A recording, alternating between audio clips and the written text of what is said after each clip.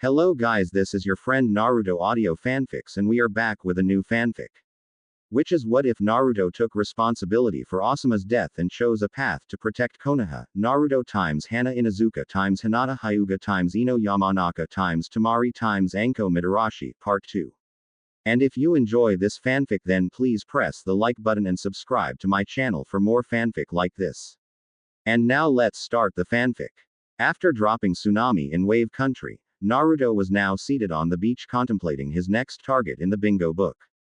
However, memories of dropping Tsunami came in full view and he knew now that his chosen path was the right one for him. He couldn't afford to be seen anywhere that might endanger his plan of being blown. Flashback on. After Tsunami and Naruto had their way together, Tsunami went to the shower so as to get cleaned up. Between the raping in the woods and the sweat making with the blonde, she could say a bath was needed.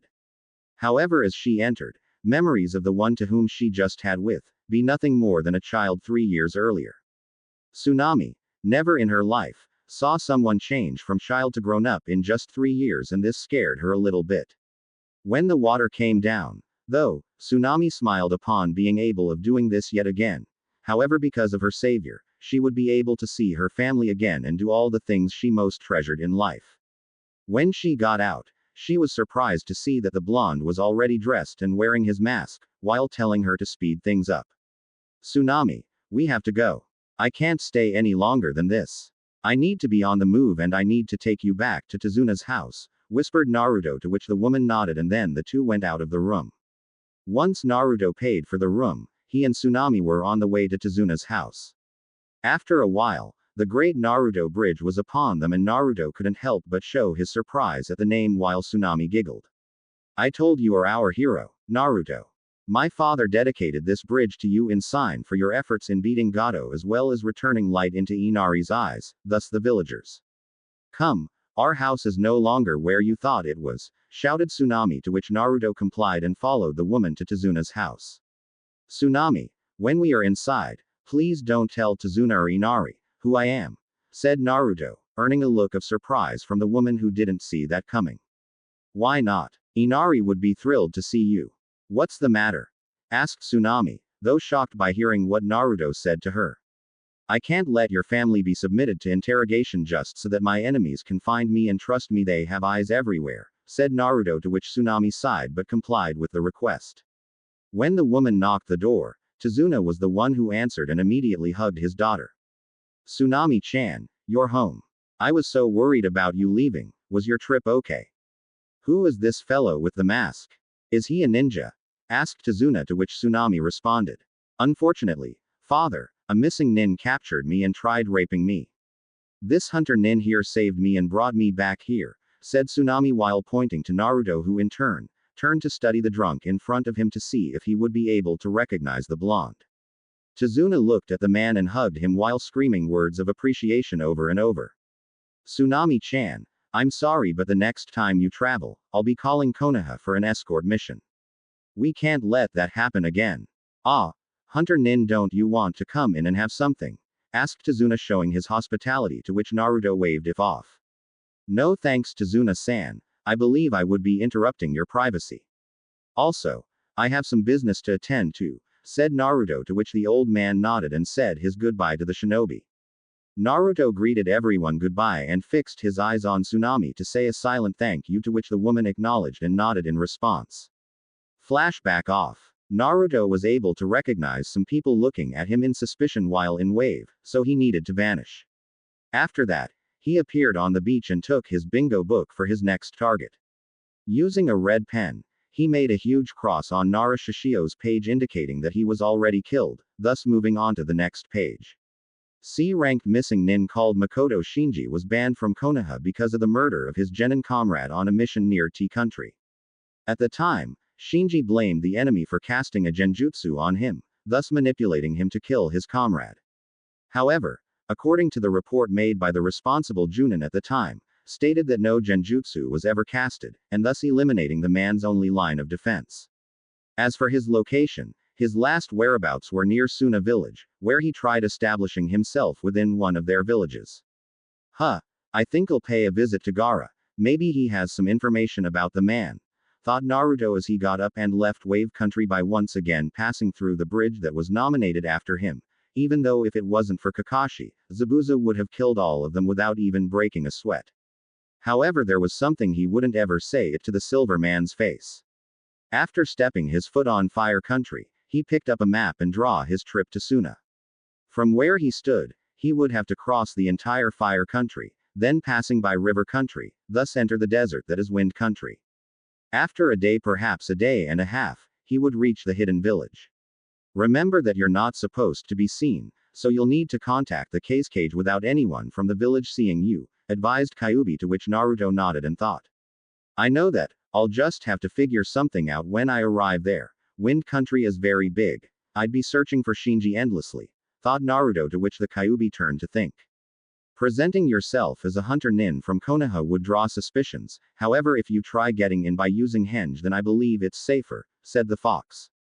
In order for that to work, though, I'll have to sneak in the village from another way other than the gate. I'll need to stay in a hotel and then reach Gaara, thought Naruto, to which the Kyuubi manifested his consent and proceeded on his trip. Crossing Fire Country would take a day if he uses chakra to give a little push. That being said, Naruto channeled some chakra through his feet and started the trip. Along the way, he was focusing chakra on his nose as well in order to sense when danger would arise. In Konoha, Tsunade was reading some report about a mission when Kakashi arrived to talk. What can I do for you, Kakashi? Said Tsunade, to which Kakashi took his eyes off his book and looked at the blonde Hokage. Are we going on that line, Tsunade-sama? I need to know the fake story so Sakura won't ask. Also, I believe that we need to contact Kurenai and Shikamaru, seeing that he is now the one responsible for Team 10 Inches, asked Kakashi, to which Tsunade sighed and nodded with the Junin. Also call Jiraiya, he'll need to run some counterintelligence on this one, said Tsunade. After all were gathered in the room, Tsunade addressed them all at once. Greeting everyone, I called this meeting to discuss Naruto's situation inside of Konoha. Shikamaru, even though you're not a Junin yet, you are here as responsible for Team 10. Some of you know and some of you don't, but Naruto, since 2 days ago, became a hunter nin for Konoha. Also, yesterday I received his first victim. Nara Shishio was expelled from Konoha from being responsible of many rapes throughout Konoha. Naruto caught him trying to rape yet another girl and he was eliminated, said Tsunade, before earning a look of surprise from Shikamaru, who could only mean that he knew the man. Before you ask, Shikamaru, he was your half-uncle. Also, I'm here to tell all the ones who don't yet know that he chose this job so as to take Akatsuki off Konoha. However, in order for them not to know about Naruto, he proposed ensuring him a mission to meet the pervert here's spy network. Now as to his real documentation, it will be locked inside this office at all times. As of this moment, Naruto's whereabouts will be labeled as a B rank level secret, only until he returns to being a regular shinobi. Any questions? Asked Tsunade, but surprisingly Kurenai only nodded and Shikamaru was silent. Kurenai-san, I understand if you're uncomfortable talking about H, said Tsunade, but was interrupted by the woman who smiled and addressed everyone. It's not that, Hokage-sama. I realized that the death of Asuma was what drove me to say all those things to Naruto and I apologized to him. Also, he told me of the hunter nin position. However, I'm afraid to say I tried to convince him to back off the position, but he didn't even listen to me. That kid only bother going forward, thus not dwelling on the past. I thought that he would have trouble, but I guess I was wrong, said Kurenai, to which Tsunade smiled and turned to explain a little thing about Naruto's job.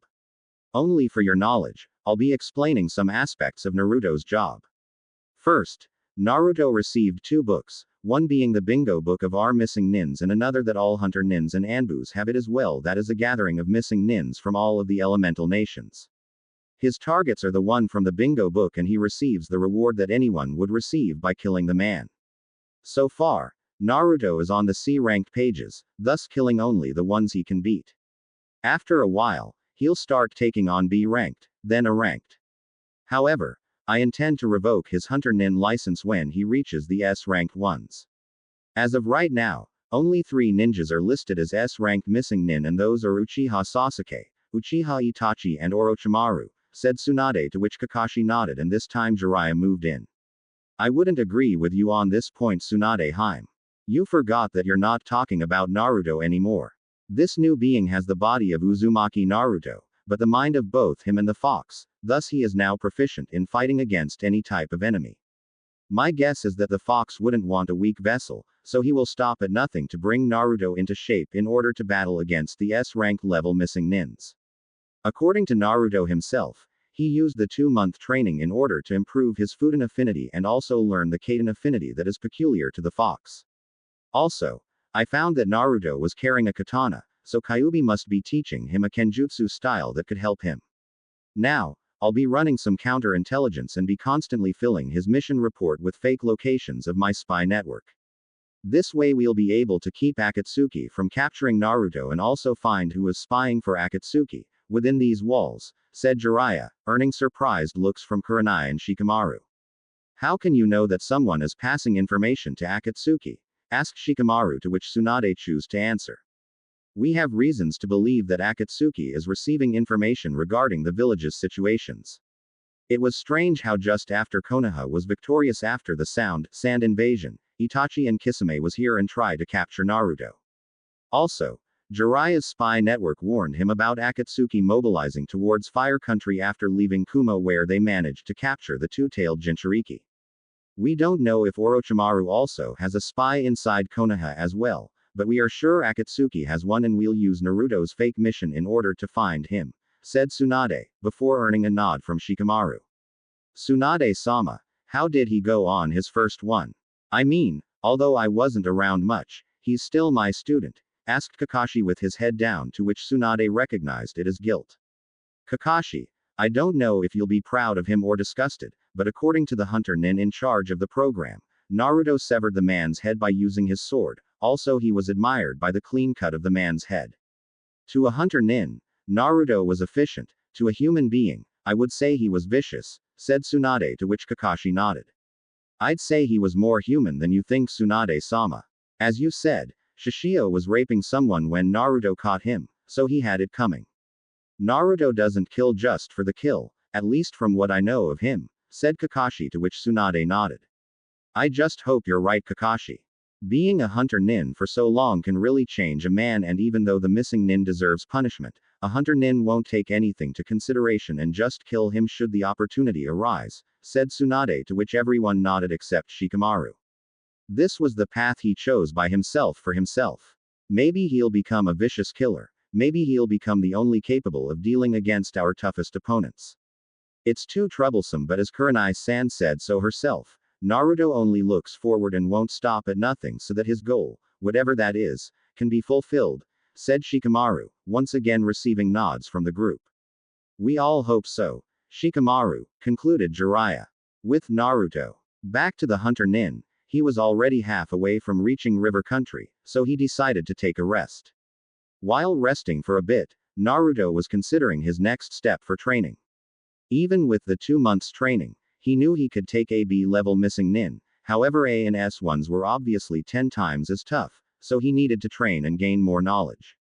You needn't worry about Kenjutsu and Kaden ninjutsu training, I have plenty of material for us to practice. However, we have to do something about your affinity.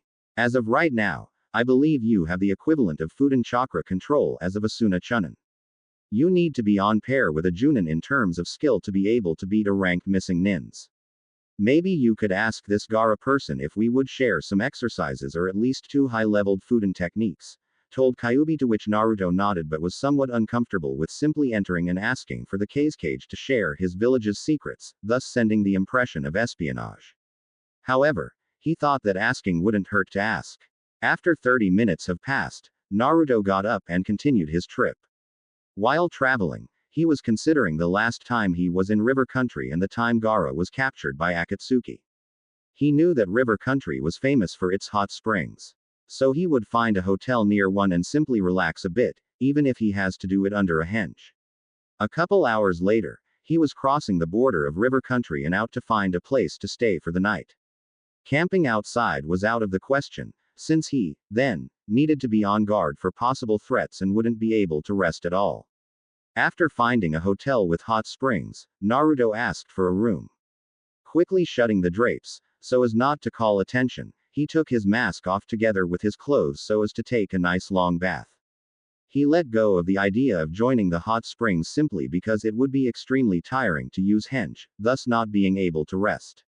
All you need is a couple hours of sleeping while I take away the strain on your muscles from the trip, said Kyuubi, to which Naruto nodded and proceeded with the shower.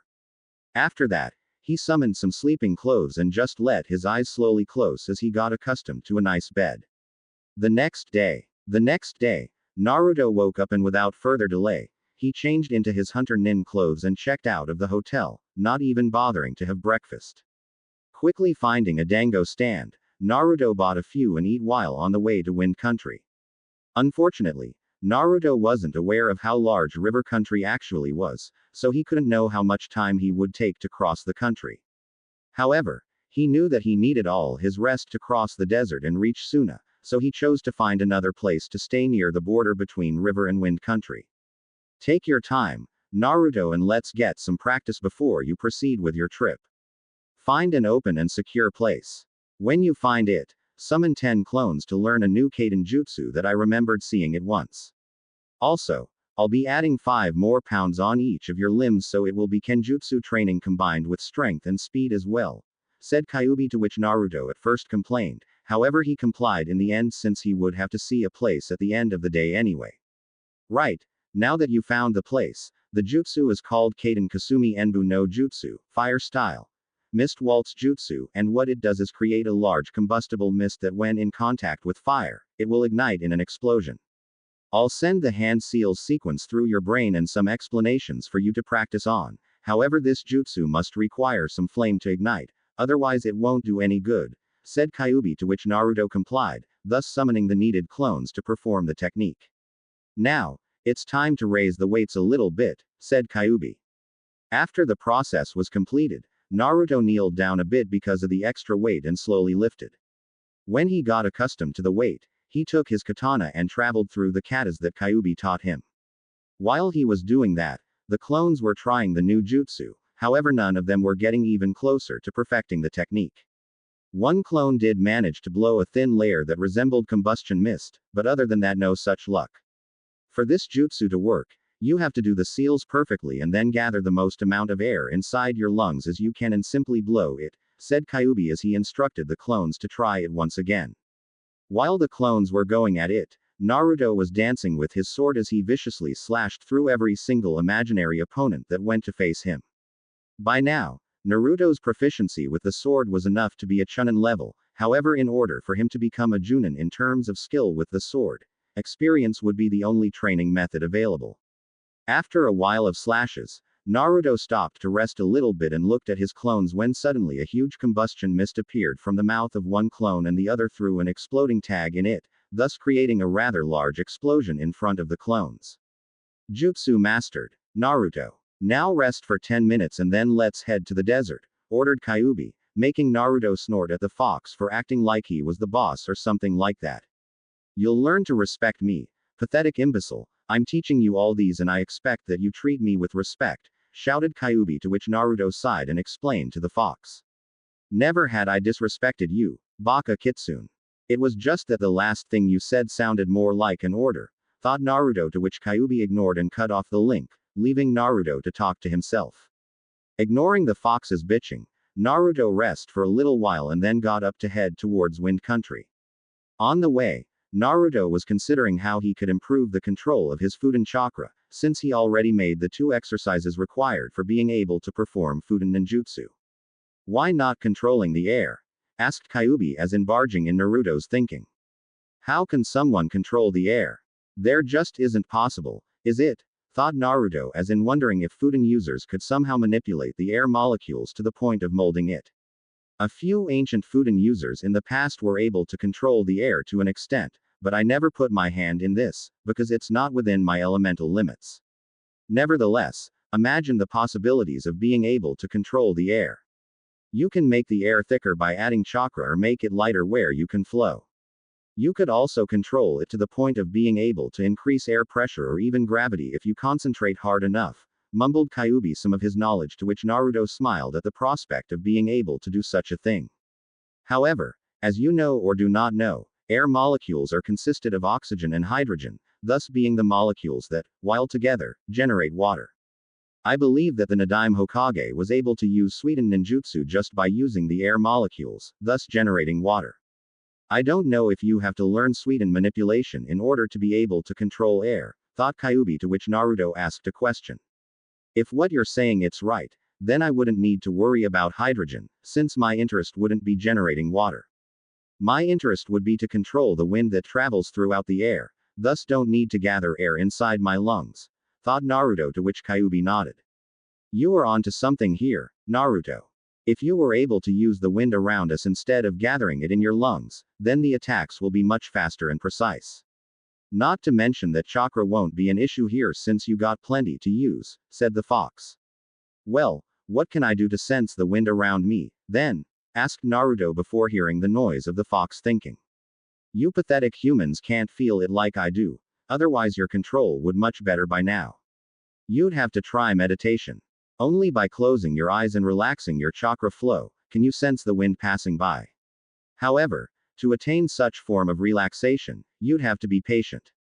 It's not just that close your eyes, you'll need some time standing still, with a clear mind and a clear spirit. Only then can you feel it, said Kyuubi, to which Naruto nodded and already envisioned himself standing still. Won't work, fox. I have too much chakra to just ease the chakra circulation, complained Naruto. That's why I say it isn't easy, imbecile. Air is a force of nature. Therefore, you have to be one with the air. Only then can you feel the air around you, concluded Kyuubi, earning a nod from Naruto, who didn't even notice he was staring at the river, wind country border in front of him. Looking around, he was glad he found an inn right on his left. With Jiraiya. After getting out of Tsunade's office, Jiraiya initiated his counterintelligence mission towards Naruto. He already gave false information about Naruto being in Tea Country meeting some people and then would head straight to Marsh Country where he would meet another group.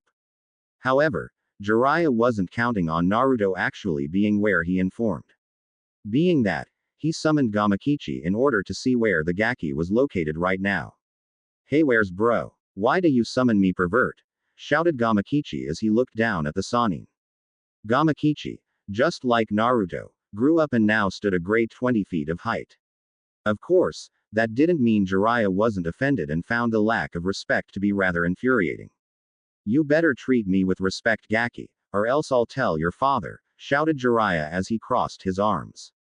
My dad. I wouldn't do that if I were you. He was the one who taught me what a pervert you really are, and the bro just confirmed the story, laughed Gamakichi before seeing the look of surprise by the Sannin.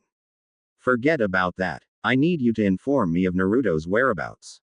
Where is he now and where is he heading? Asked Jiraiya, to which Gamakichi promptly answered. Right now, he is at the border between river and wind country. He'll be heading to a village near Suna in order to capture the second missing nin in the bingo book, named Shinji something, I don't know, said Gamakichi, to which Jiraiya nodded and smiled since his counterintelligence was in full force. Now, the only thing left to do was to spread the counterintelligence information so that his spy network can spread the false information. Jiraiya would never think of such plan, and he actually enjoyed this counterintelligence position. The next day, Naruto checked out of the inn and was not stepping on the desert when his fellow toad appeared. Gamakichi appeared in his mini form and informed of Jiraiya's conversation yesterday and him asking where Naruto was at the moment. Gamakichi also informed that for Jiraiya's counterintelligence to work, Naruto would have to inform the pervert where he would be heading so that Jiraiya could spread the information that Naruto's located on the other side of the elemental nations. Upon hearing this, Naruto nodded and appreciated the info. Before leaving, though, Gamakichi extended a question made by his father Gamabunta as to why he wasn't summoned in a while.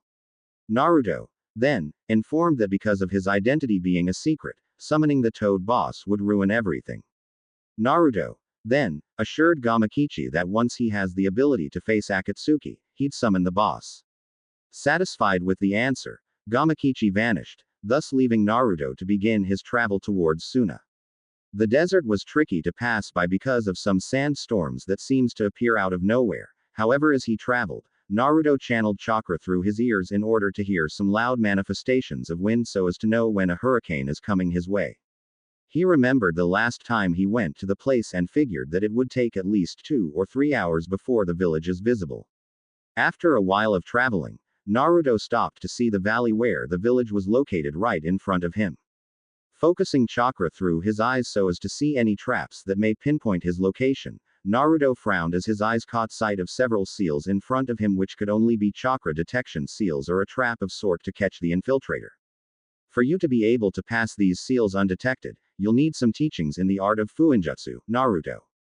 Although it's kind of a lost art to you humans, Fuinjutsu masters are feared throughout the elemental nations from being unpredictable. Maybe you can ask that Sanin you call him Ero Sennin to lend you some material, explained Kyubi. Okay. But if I were to pass by this without Fuinjutsu knowledge, what should I do? Asked Naruto, before hearing the fox speaking. Oh, it's pretty easy once you realize the seal's location. Just mold chakra towards the seal's direction and disrupt the chakra that happens to make the seal work.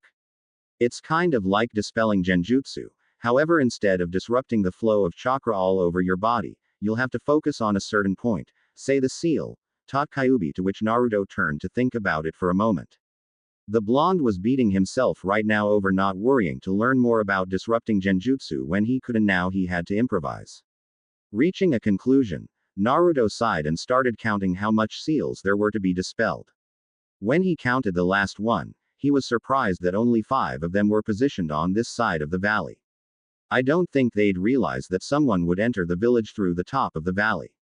Now, focus on the seal and say Fuin Kai, seal release, explained Kyubi, to which Naruto nodded and began the seal dispelling. After breaking the first one, Naruto realized his mistake as all the 4 started to glow, which indicated a trap. Quick Naruto, the seals are linked with each other. You have to disrupt all 4 of them as quickly as possible, shouted the fox. Not wanting to lose one of them, Naruto summoned 3 cage bunchins and sent them to disrupt the other 3 while he would disrupt the 4th one. Letting the air he didn't know he was holding, Naruto looked at the village from above for a place to land until he could reach the ground. Observing the village for a while, he found that he was right in front of a dead alley that practically no one would see him land. Quickly dashing to the nearest landing point, Naruto began his movements down the valley until he reached the ground safely.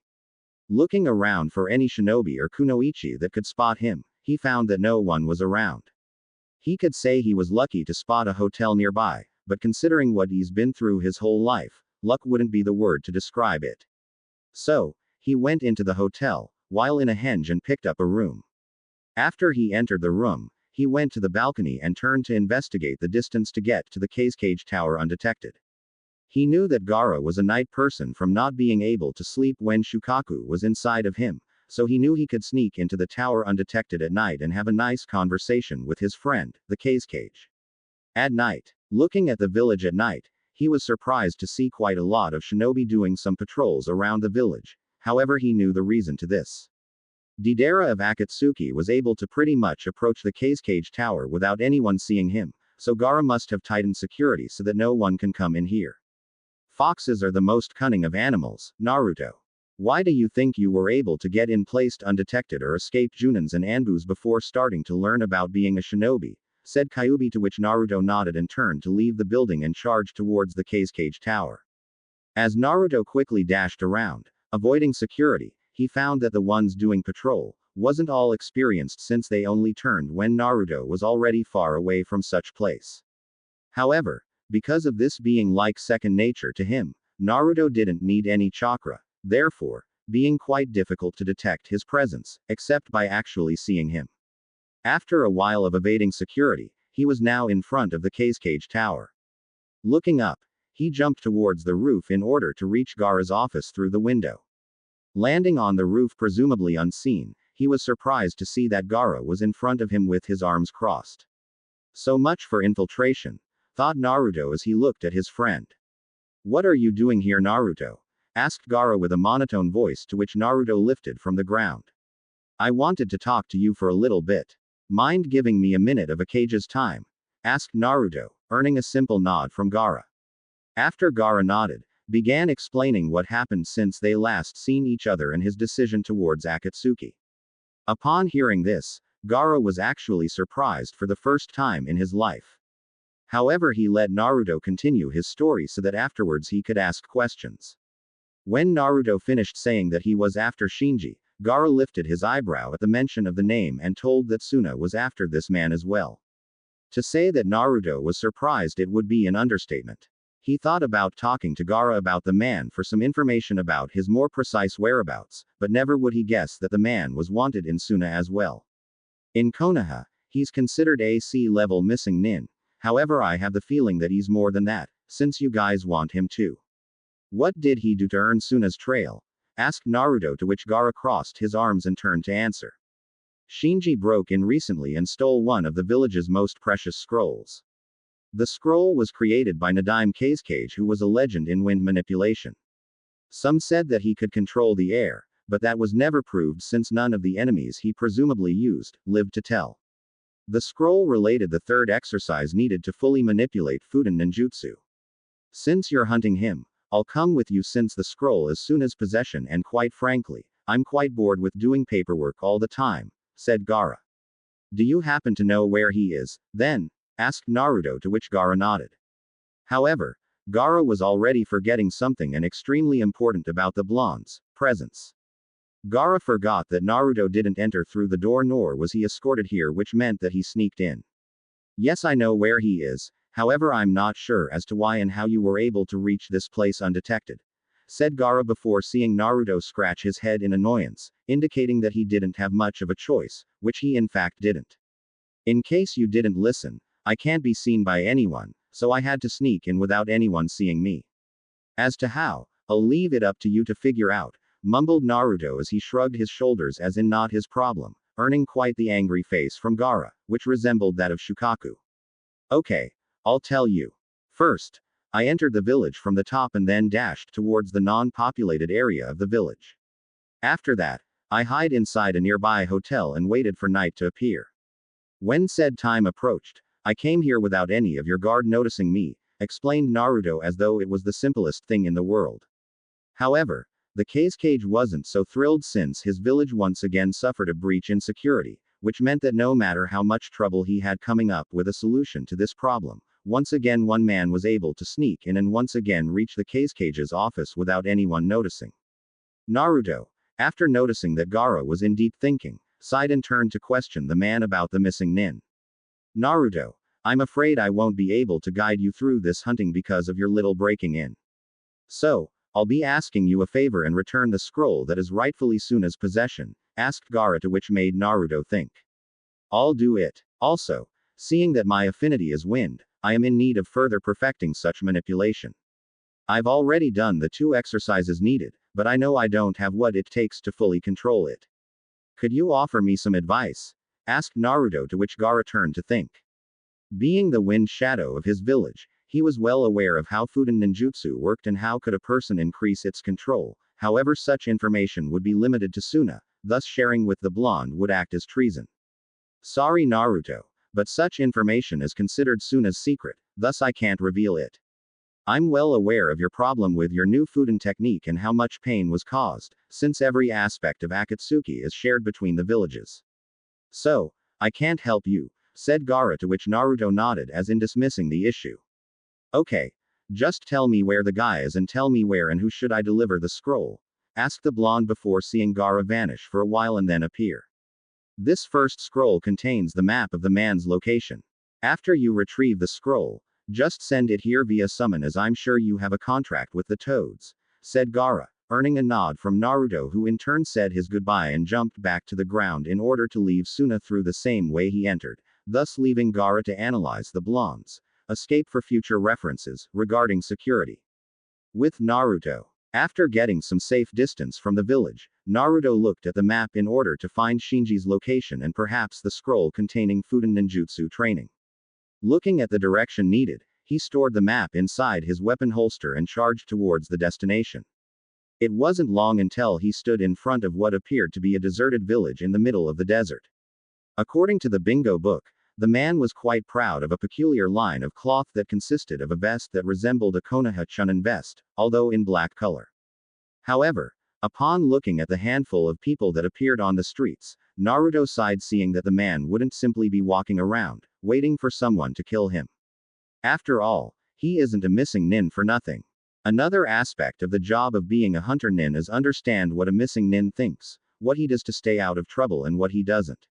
Even though this man was Naruto's second hunt, the blonde was already catching a few hints regarding C-ranked missing nins at least. He knew now that this type of missing nins are in a lot ways compared to criminals with shinobi training, simply because a criminal doesn't stop committing crimes, so it would be easy to spot them out of the crowd. However, as the rank was higher, the more difficult it would be to find a missing nin. The B1s and higher know how to avoid giving signals of his presence, and some are able to cast genjutsu to trick the pursuer into believing that the person isn't there. Luckily, the blonde had another pair of eyes to see in case he didn't see. Of course, Naruto wasn't seeing this as an advantage, seeing that the damn fox is in favor of sometimes make fun of its host. Don't blame me, meatbag, just your presence is enough for me to fall on the ground from laughing so much, laughed Kyuubi, to which Naruto snorted at the fox. I swear, one of these days I'll get in there and shove a Rasengan right up your, thought Naruto before hearing laughter from the fox. However, it was more because of the impossible threat by the blonde. I'd like to see you try, Naruto. Also, I'm inside of you, moron, either I or you can't hurt the other physically. So that being said, the only thing you can do to me is either having a stronger killer intent or winning on a verbal discussion between us. Since it will be virtually impossible for the first to happen, I'd say you stick to the second and we'll go from there, said Kyuubi before realizing that the damn brat stopped listening before he finished the explanation. Stupid brat, no respect. Outside the mental link, Naruto sighed, seeing that it will be a long time before he accomplishes to win an argument against a 10.000 years old demon fox. Focusing on the task in hand, he turned left only to stop in front of the village's bar. Quickly using a henge as not to arouse suspicion, Naruto entered the bar disguised as a samurai with long hair and an eye patch, wearing a white kimono. Upon entering, he gauged the crowd that turned their attention to see the newcomer. Not wanting to draw attention to him, Naruto quickly went to the bartender and ordered some hot sake. Naruto wasn't fond of drinking, simply because of having to drag the stupid toad Sanin from almost every bar they went because the man couldn't even carry himself. While the water was preparing Naruto's beverage, he turned to study the public so as to look for his prey. Suddenly, he saw a man that was drinking his third bottle of sake that happened to wear a black vest. Looking once again at the picture from the bingo book, Naruto recognized the man as being the one who was wanted dead in Konoha. After zipping the sake down his throat, he paid the man and called him to ask a question about the man on the other side of the balcony. The bartender, first, looked at Naruto with suspicion, but quickly dismissed from being extra paranoid and turned to reply. According to the man, he didn't know the man's name. However, upon hearing that the man came from Kumo, the blonde realized that the man wasn't who he was looking for. However, when Naruto asked if the man came alone, Naruto was satisfied to know that the man had a twin brother who was expelled from Konoha from murdering a fellow ninja. Also, Naruto learned that the man would be arriving soon since he likes to wait a bit of time before starting to get drunk. Thanking the man, Naruto got up and left the bar so as to wait for the man to approach. However, he didn't need to wait long as a man identical to the one in the bar appeared some distance away. Seeing that the street was now empty except for the two of them, Naruto stopped the henge and charged the man while making hand signs in order to push him away from the commotion. Fuden Daitapa, wind style. Great breakthrough jutsu. By the time the man sensed Fuden chakra, he was already caught by the strong gust of wind, thus flying backwards. While flying, the man was mentally cursing himself from lowering his defenses and gets caught by the technique. Although the landing was quite rough, Shinji got up and started to assess this time's opponent. Konoha again bothering me, don't you people have more to do? Shouted Shinji, to which Naruto lifted his shoulders and answered. I can't help it, you know. It's my job to hunt you people, you understand that, right? Trust me, they are plenty stuff for me to do than having to track you down and kill you. Do you know how hard it is for us to travel all around just to find one imbecile who chose to leave the village, said Naruto. After hearing this, the man was taken by surprise. Most hunter nins he faced always came with the same crap about dealing with the ones that threaten the village's well-being. So you don't care about the village and all that crap you people say, asked Shinji, to which Naruto lifted his eyebrow in surprise at the question. Considering your rank, I wouldn't be concerned about Konoha's well-being. An elite Chunin could neutralize you in seconds, said Naruto, taunting the man who in turn gritted his teeth after being downsized by his opponent. Okay man, you managed to piss me off, now suffer the consequences, said the man before starting some hand seals for Fuden Kameidachi no Jutsu, wind style, cutting whirlwind jutsu. Suddenly, Shinji sent waves of cutting winds at Naruto, who barely jumped in time to avoid the technique and then look at the man. The bingo book didn't say anything about him being a wind user, however Naruto figured that the man leaned it after seeing Suna's scroll. Fire beats wind, Naruto. Channel some of my chakra and deal with this man, said Kyuubi, not even bothering to watch the fight. You don't need to tell me that, I was already thinking about it, thought Naruto as he focused a bit of the fox's chakra and took his sword in order to charge against the man. Because of the extra chakra in Naruto's chakra coils, his speed doubled, thus taking Shinji by surprise, who in turn took a kunai and was barely able to hold itself against the Furasere. However, Shinji was surprised when the hunter's sword was surrounded by fire, thus shattering the kunai into pieces.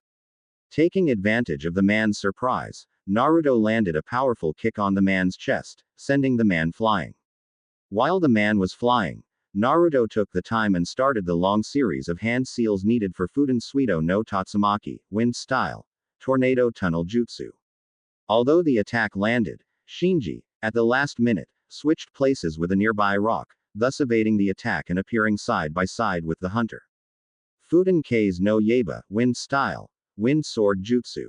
Not having time to evade and not enough chakra control to do a kawarimi, Naruto made his trademark seal for Bunshin Danmaku no Jutsu, clone barrage jutsu. Instantly, 4 cage Bunshins appeared and blocked the attack with their lives, thus protecting the real one. Feeling the need to end the fight right now, Naruto picked his sword and charged against the surprised man, who was taken aback after seeing someone use a kinjutsu for defensive purposes, thus cutting the man's head off before the man could even move a muscle. After the man fell on the ground, Naruto searched his jacket and smiled upon finding Suna's scroll. After putting the man's head inside a scroll, he labeled it for Konoha and summoned Gamakichi, who took both scrolls and nodded. Quickly vanishing, the toad went to Gaara's office and delivered him the scroll. The cage was surprised to see the toad in his office, but then remembered about Naruto's mission, so he thanked Gamakichi and handed him a scroll to give Naruto. Once Gamakichi was back, he handed a scroll for Naruto, who unrolled it began to read. Naruto, thanks for retrieving the scroll. Once again I'm in gratitude towards you for helping the people of Suna. As reward for your trouble, below there is a hint to the next phase of Fuden ninjutsu training. I decided to give this to you, seeing that you could have looked this information at the scroll Shinji stole, but didn't. See you soon, my friend. Third step. K's Seishu, wind gathering. After reading the letter, Naruto smiled and then asked Gamakichi to go to Konoha with the head and the report on Shinji's false status as C-ranked missing nin, simply because of his ability in Fuden ninjutsu. Fanfiction.net. Just in. Community. Forum. V. More. The Path of the Hunternin by Anime Enthusiast. Anime, Naruto rated. M. English, Adventure and Romance, Naruto U, Hana I. Words. 220k plus. Faves. 4k plus. Follows. 2k plus. Published. October 15, 2008. Updated. September 1, 2012. 1313. Chapter 5. Scratching Dog's Ears. Chapter 5. Scratching Dog's Ears. Tsunade was getting rid of the usual paperwork. A few moments ago, Gamakichi arrived with Naruto's second victim and his report on the battle. Tsunade was somewhat impressed with Naruto's career as a hunter nin, considering that inside of Konoha, he wasn't really good in anything except being a stamina and chakra powerhouse. She also called Shizune to rank the missing nin up to B ranked and sent Gamakichi back with the amount for a B rank capture. Back to assessing Naruto's real capabilities, she thought about it and wondered why the blonde was hiding such abilities all this time. Moving on, she and Jiraiya had other mission to attend to as well, and that was finding the rat that's inside of Konoha, relating information to Akatsuki. However, since no one bothered to know anything about the blonde in a while, she figured that the spy wouldn't as well. With Naruto. After receiving the money from Gamakichi, He rested for a while and began to read Gaara's letter and try to figure out what's the last step of Fuden ninjutsu training. The technique called Fuden Kei's Seishu, wind release, wind gathering jutsu, was considered an A-ranked jutsu in Suna, not because of its power, for its complexity. Naruto also learned that such technique is vital for a Fuden user to become Junin, simply because only one with significant skill in Fuden element could begin to learn the theory behind the technique. In reality, the concept was simple. The ninja has to focus on the air around you and simply start gathering wind at the top of the shinobi's hand. Although it was a supplementary jutsu, Naruto knew of the usefulness of such technique. For instance, the Fuden Daitapa, wind release, great breakthrough jutsu, would be seriously improved if he managed to gather the wind on its hand and then expel it with force, thus sending the enemy flying. Of course, the blonde wasn't known for taking the easy way out of things. He was sure that this technique, although easy in theory, it would be certainly tough to perform it. Of course, imbecile, it isn't a Junin level technique for nothing. As I said before, you'll need to feel the wind before you can learn how to gather it. Also, in order for you to be able to feel the wind, you'll need to learn some meditation exercises. Now, kneel on the ground and I'll teach you how to meditate, said Kyuubi, to which Naruto nodded and sat down on the floor. Closing his eyes, he started to focus on his chakras movement inside his body as per Kyuubi's teachings. Naruto was finding extremely awkward that a demon such as the fox could know meditation exercises such as these, and the fox made every possible way to curse the blonde for the lack of respect. However, the blonde was far from being patient at the moment, thus not being able to focus. Man, how much time do I need to stay this way? My legs are falling asleep already, mumbled Naruto, to which the nine-tailed fox smiled and transformed into his teacher mode. Meditation is, of course, a tiring procedure, thus patience is the key to performing this exercise. By closing your eyes and focusing merely on the chakra inside of you, eventually you'll be able to see, feel and hear more clearly than before, therefore being able to feel the wind around you. Never matter, though, since the third step of Fuden demands time and time alone. Now, let's proceed with your training. Summon some Kage Bunshins and practice all the techniques you know. It's important for you to master all of them so that when the time comes, you'll be able to perform the technique flawlessly, ordered Kyuubi, to which the blonde complied, and so the training began. In Konoha. The sun had just appeared in Konoha and the sunlight had just about reached every building's windows by now. Inside the Inuzuka compound, a girl on her 20s had just woken up because of the sunlight when 3 dogs immediately jumped in bed to greet her. Inuzuka Hana was one of Konoha's chunin and also a part of the family's vet, which happens to treat all animals within Konoha's walls. Hana didn't have much to complain in life. She was a part of the few Inuzuka's families alive after the Kyuubi's attack, and her mother was the head of the clan and her brother was next in line for the position. As to her personal life, though, she wasn't having much luck. All of her dates didn't get pasted the second dates, simply because of her family's feral personality. Getting up from her bed and after petting her dogs a little bit, she got ready and went downstairs to have some breakfast, only to see her stupid brother scratching Akamaru's ears. "Morning, sis," greeted Kiba, and Akamaru barked with the same intent. After that, Hana smiled at her little brother and went to the fridge. Kiba, to his part, remembered that his sister went out with some chunin that he didn't like and decided to ask her about it. "So, how was your date with the bastard? Don't tell me you're seeing him again," snorted Kiba, to which Hana slammed the fridge door and focused some killing intent to her little brother. "Not that is any of your business, Kiba, but no, I'm not seeing him ever again. He really was a bastard. Don't sweat, though, my dogs took care of him. Let's just say he won't go near 100 yards from any dog at least for a while," said Hana, finishing with a devious smirk, making Kiba flinch at such smile. "Geez, I'm glad I'm on your side. Well, I'm off to meet my team. We'll be having our first mission together with Kurenai-sensei once again," said Kiba before leaving Hana alone. After Kiba left, Hana remembered what happened with her friend Kurenai. She loved Asuma more than anything, and losing him was a big blow for the genjutsu user. She also remembered Kurenai pretty much blaming Asuma's death on Kiba's friend Naruto just because Akatsuki was responsible for the Junin's death. She knew about the fox being inside of him, and although half her family was killed by the monster, she really didn't have anything against the blonde. However, What she heard about the blonde really intrigued her a bit, and upon hearing that Kurenai was getting back on active duty, she wanted to talk to her friend a little bit. Quickly going out of the house, she followed Kiba and Akamaru's trail since they would meet the Crimson Eye Kunoichi. While on the way and now accompanied by her 3 dogs, Hana wondered why Kurenai would be taking missions seeing that she was pregnant with Asuma's child. Also, Hana was meaning to ask her about what she said to Naruto and why. With Team 8, Kurenai was located at her team's chosen training ground when all of them meet since the Genin team assembly. However, she wasn't alone. Because of her pregnancy, Kurenai was removed from shinobi duty and wouldn't be back until her child was born. That being said, Kakashi was there to fill in her spot as Junin sensei. Actually, Kurenai was quite taken aback when the silver-haired man volunteered to be the Junin commander of her team, and when she asked him about it, he shrugged it off, saying that since his team was pretty much disbanded, so he was available for the position. After a while, one by one of Team 8 arrived, with Kiba being the last one to arrive. When all of them arrived, they were wondering why Kakashi was here as well when Kurenai initiated the conversation. Okay team, now that all of you are present, I have some important news. First of all, I'm glad to say that I'm no longer, said Kurenai, but was stopped when a familiar acquaintance appeared next to the group. Kurenai-chan, long time no see, how is everything? Mind if we talk for a while? Asked Hana, to which Kiba snorted at his sister and Kurenai nodded.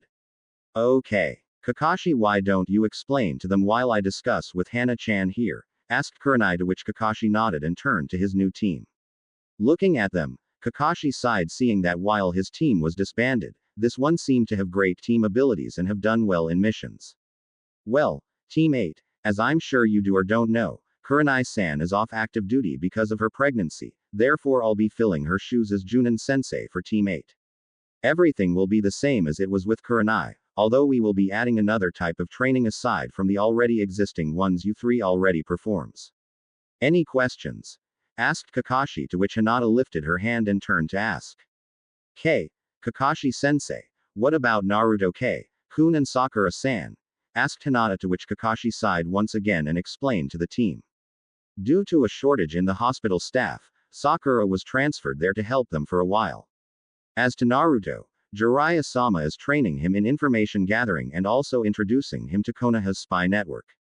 Therefore, in case something happens to Jiraiya, our spies will have Naruto to give information to, said Kakashi, to which Hinata nodded, being satisfied with the answer.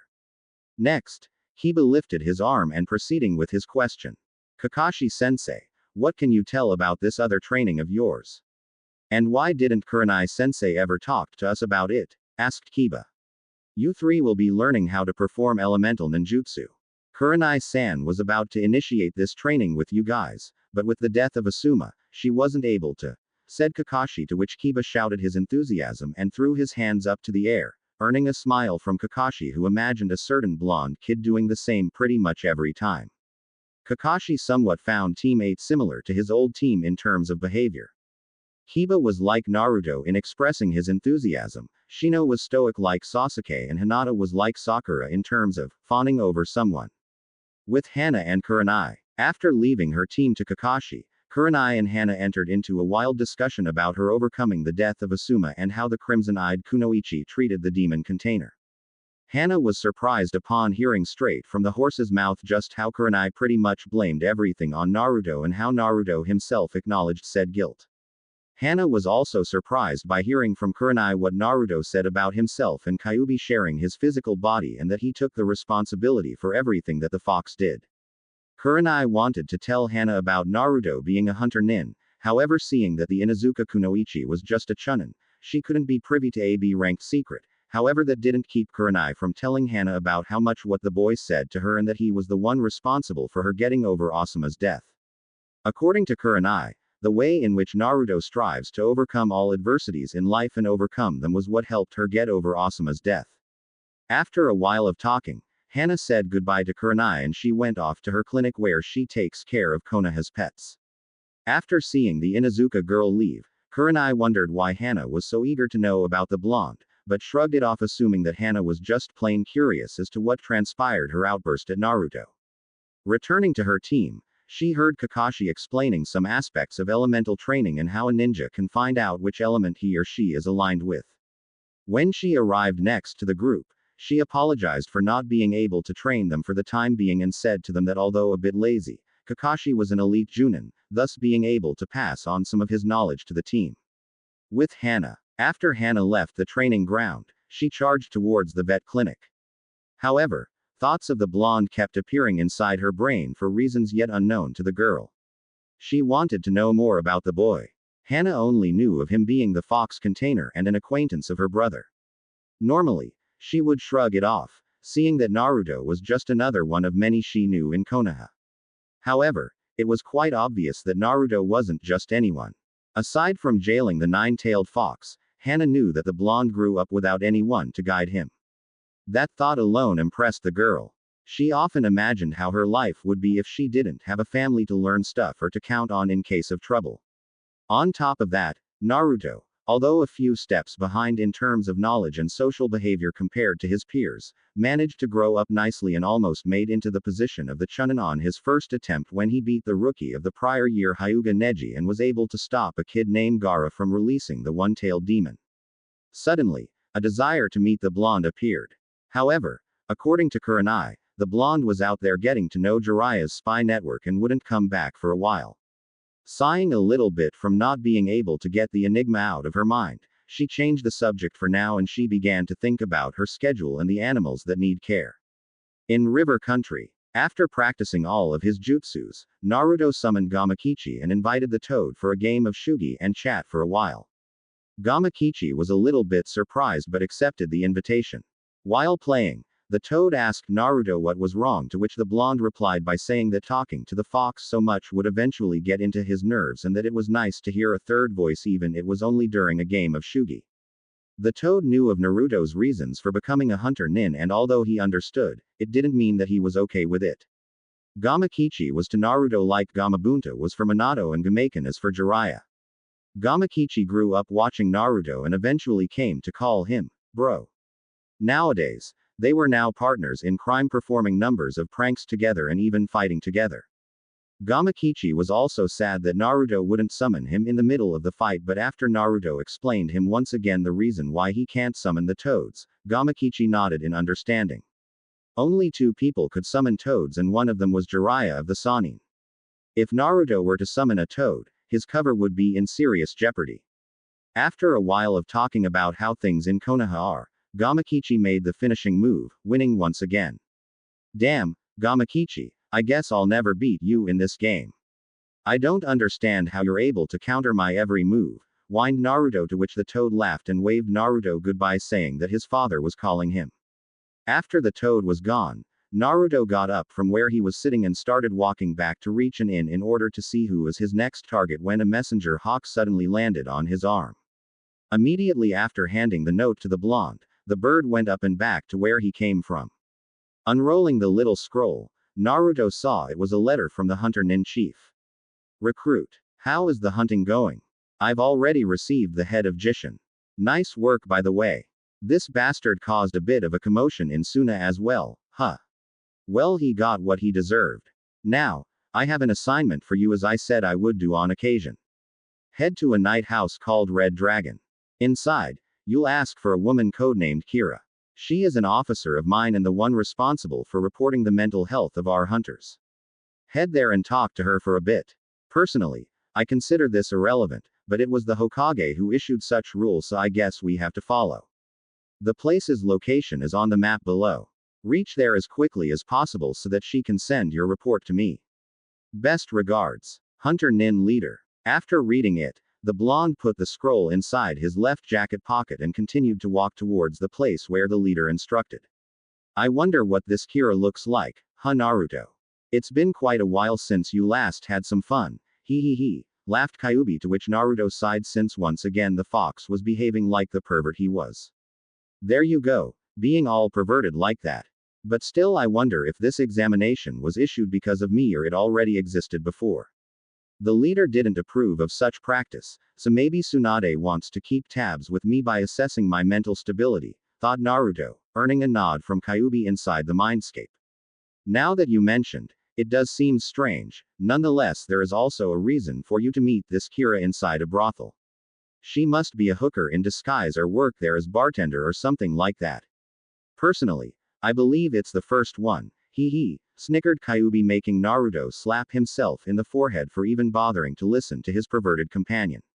At the brothel, traveling fast, Naruto managed to arrive at the place before midnight and entered inside.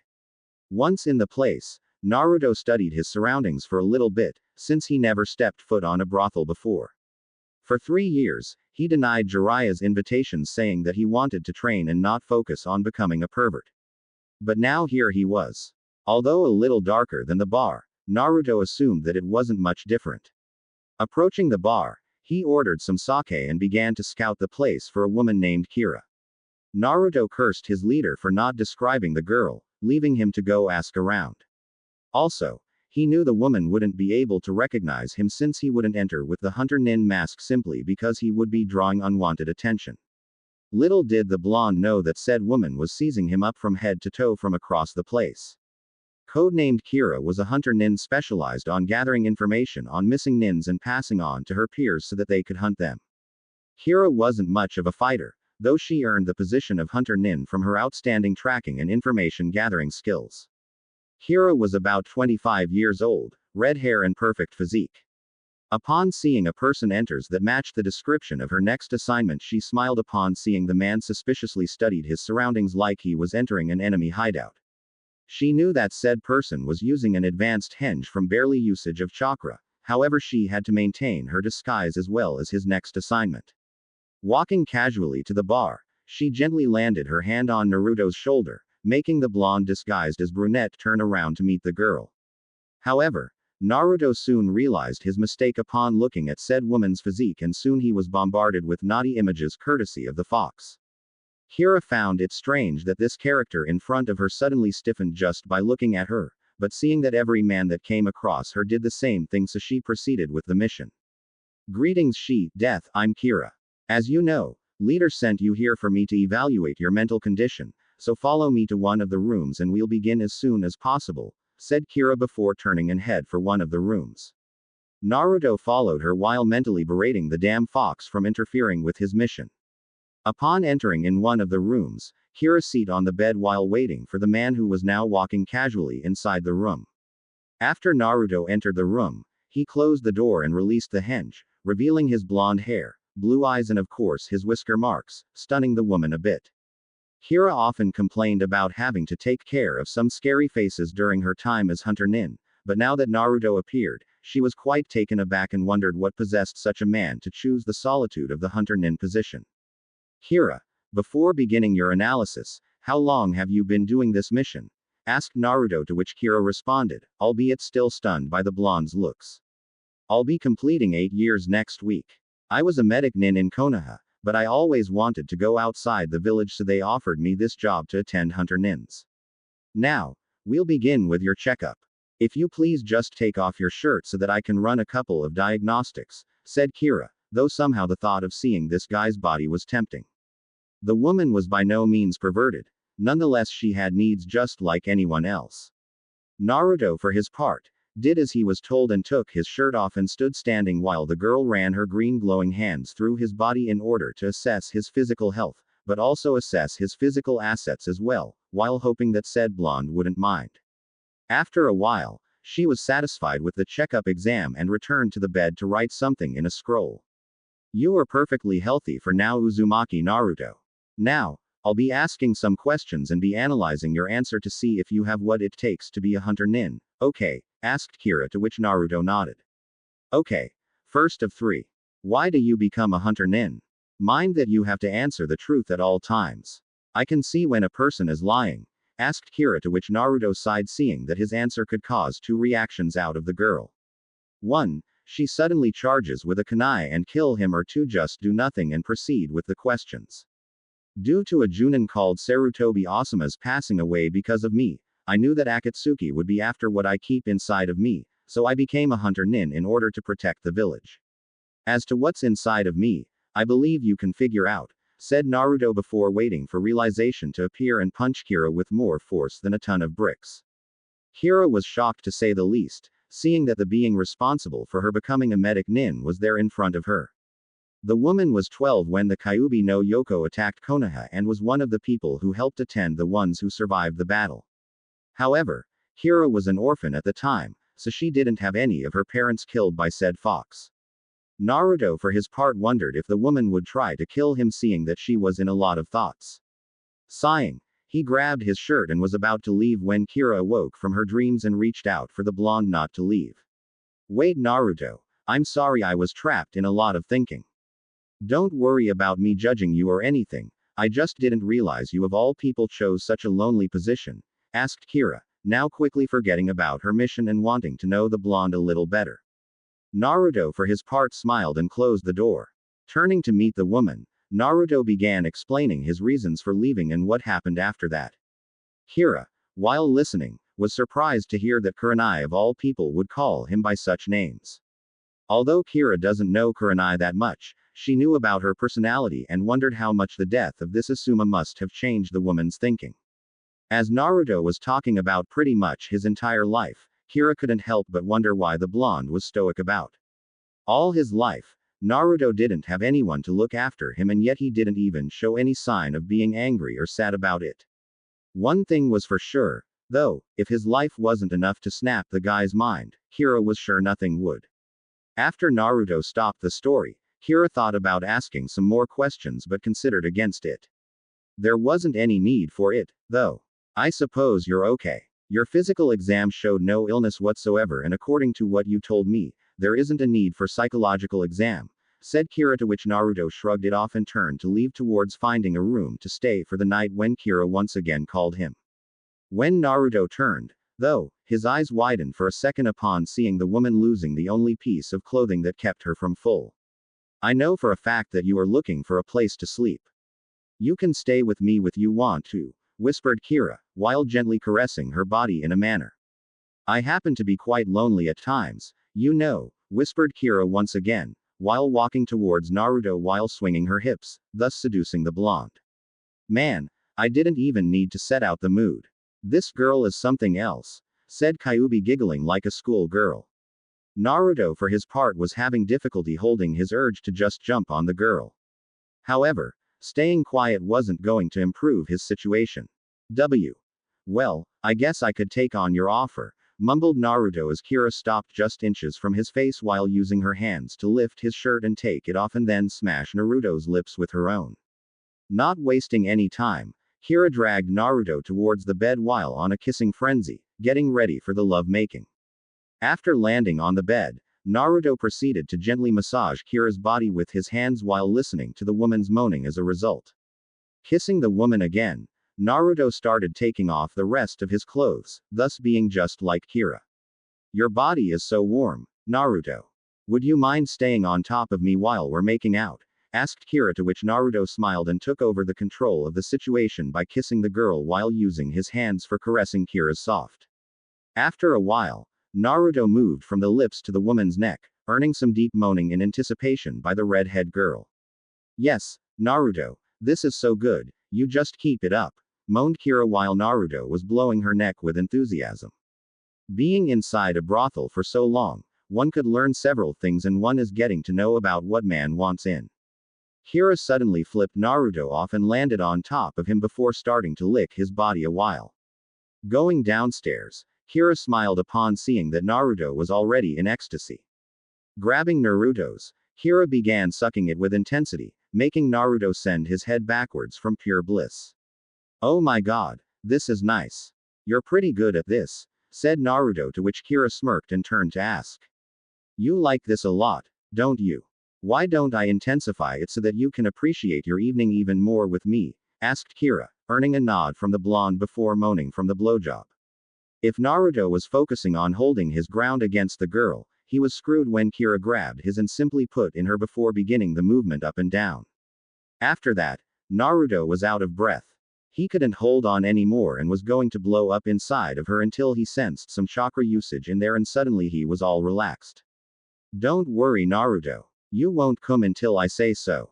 Now, seeing that that's out of the way, how about we continue? Asked Kira, to which Naruto smiled and just started pounding Kira hard. As the blonde was pounding Kira from the back, Kira loved each moment of the love-making. Pulling the girl's hair and hearing the girl moan like crazy while sticking it in hard, Naruto was loving not having to worry about ever coming and perhaps doing it until he felt his body go numb. Kira, however, didn't have such level of control over her hormones, and Naruto's wasn't helping her at least one bit. Although the blonde would have an orgasm already, Kira wasn't counting on this being so damn good, and the strong and unpredictable movement was driving her crazy. Oh my god, keep it up.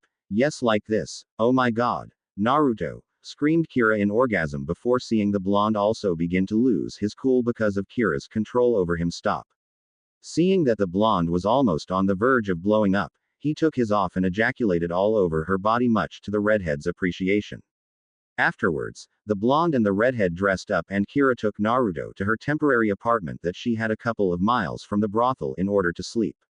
Upon arrival, Naruto saw that there was only one bed and no couch, but before he would get to say that he could simply sleep on the floor, Kira pushed him to the bed and once again stripped her clothes.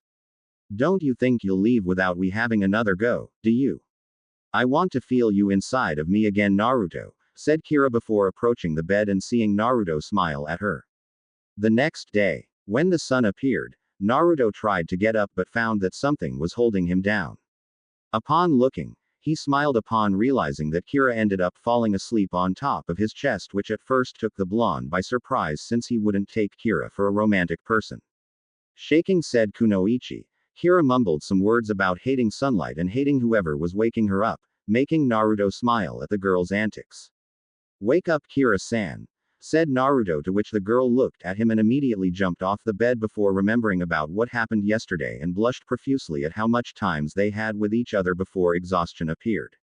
Sorry, Naruto, it's just that I'm not used to sleeping with a man after having. I'll be preparing breakfast. Bathroom is first door on the left, said Kira before getting up from the ground and walked to the kitchen. While Kira was preparing breakfast, Naruto went to go fresh up a little bit and then came out with his hunter nin outfit, stunning the girl once again. Cool outfit, Naruto, said Kira, avoiding the usage of another word that would eventually lead up to a series of acts, thus eventually getting addictive. The redhead woman was focusing hard not to think about how good was the blonde in bed, simply because she couldn't get attached right now. Her long-term mission would end in a year and a half and then she could return to Konoha and become a medic nin. Kira didn't remember much about the village apart from her hunter nin peers told her about, and frankly she missed there a lot. Naruto, wondering why Kira was suddenly saddened, asked her what the problem is. I just miss Konoha, that's all. I've been on this mission for 8 years now and I don't even remember much of the village anymore. I just wish my mission would end soon so I could return and ask to be transferred as a medic nin. I heard about the new Hokage applying a new medic training and I wished to learn a lot from Tsunade-sama. Won't be happening so soon, though. I'm on this mission for more 2 years, said Kira before a tear started falling from her face. Naruto, after seeing this, pretty much moved unconsciously and just hugged the sobbing girl. Do you have anyone who's waiting for you in Konoha? Asked Naruto while looking at Kira with his penetrating blue eyes, making the girl suddenly imagine someone else hugging her, but she couldn't put her mind to know who the person was, but it was quite similar to Naruto. As to the answer, she nodded in negative. Only a cousin of mine, but I don't think she knows I even exist. We didn't get to see each other for 15 years now. I heard from some of our peers that she is a Tokubetsu Junin now and it's working side by side with Morino Ibiki, head of interrogation and torture division, said Kira, making Naruto's eyes go wide in realization. Anko. Mitarashi Anko is your cousin? Asked Naruto, still shocked by hearing that he pretty much banged the entire Mitarashi clan and didn't even knew it. Kira for her part was stunned that Naruto said her cousin's name. Do you know about her, Naruto? Tell me a little bit about her, asked Kira, to which Naruto smiled and ushered the woman to seat for a while. When can I start? Well, I first met Anko in my Chunin exams. She was the proctor of the second phase. At the time, I was scared of her shitless based on her behavior. However, back then I didn't have the maturity to see that her tough behavior was just a mask to deal with her loneliness. Orochimaru marked her deep and now she's scared of others getting too close to her. She saw that I was doing the same thing because of what I carry and we now became friends. Also, I don't know how to tell you this, seeing that you're her cousin, but me and her had a little one-night stand, as well, said Naruto, to which Kira smiled deviously. Finally seeing the resemblance between both girls, Naruto continued to explain. Also, she is quite sadistic and has quite the taste for blood, finished Naruto, earning a smile from Kira, who heard that same thing from her peer, although the man was more scared and Naruto was smiling while telling it, which meant that he was okay with it. Do you like her, Naruto? You know more than a friend, asked Kira after wondering how well Naruto just described the girl, to which Naruto smiled and responded. Anko is a wonderful person and shares a similar burden to my own. Although we're connected through bad experiences, we talked about it and realized that there was only physical attraction and that's about it. Anko isn't the type of person who can get tied down, and I'm just not in the position of being attached to anyone at the moment. I'm a hunter nin right now and always will be on the run. You, however, don't have to do this anymore, said Naruto, smiling at the girl, who in turn was stunned at what the man in front of her just said. What do you mean, Naruto? I'm saying that Tsunade-sama is always after reliable medic nins to help in the hospital. I could ask her a favor and end your long-term mission. What do you say? Asked the blonde, to which the redhead was stunned, but happily smiled at the blonde. Do you think she could help me? Asked Kira with hope, to which Naruto nodded. Of course she will, I was just going to write to her about my next target. It's a C-ranked missing nin called Inuzuka Takashi. The man was expelled from the Inuzuka clan from almost killing one of the dogs and left the village with two of the clan's most treasured dogs. Thus, in the bingo book, says that an Inuzuka would have to be present to take the dogs back to Konoha. I can also ask for your return, said Naruto, to which the girl smiled, and because of the sunlight reflecting inside, Kira's smile became angelical and Naruto was a little bit hypnotized by it. You know, Kira, you have a very beautiful smile, said Naruto, making the girl blush for maybe the first time in years. Smiling back, Naruto wrote a message to Tsunade in a scroll and summoned Gamakichi to take it to her.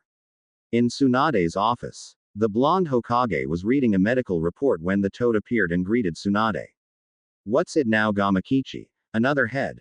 Asked Tsunade, making Gamakichi look at the woman, wondering what was that all about. Truth be told, Tsunade was afraid for Naruto and him brining only heads for her in exchange for the reward.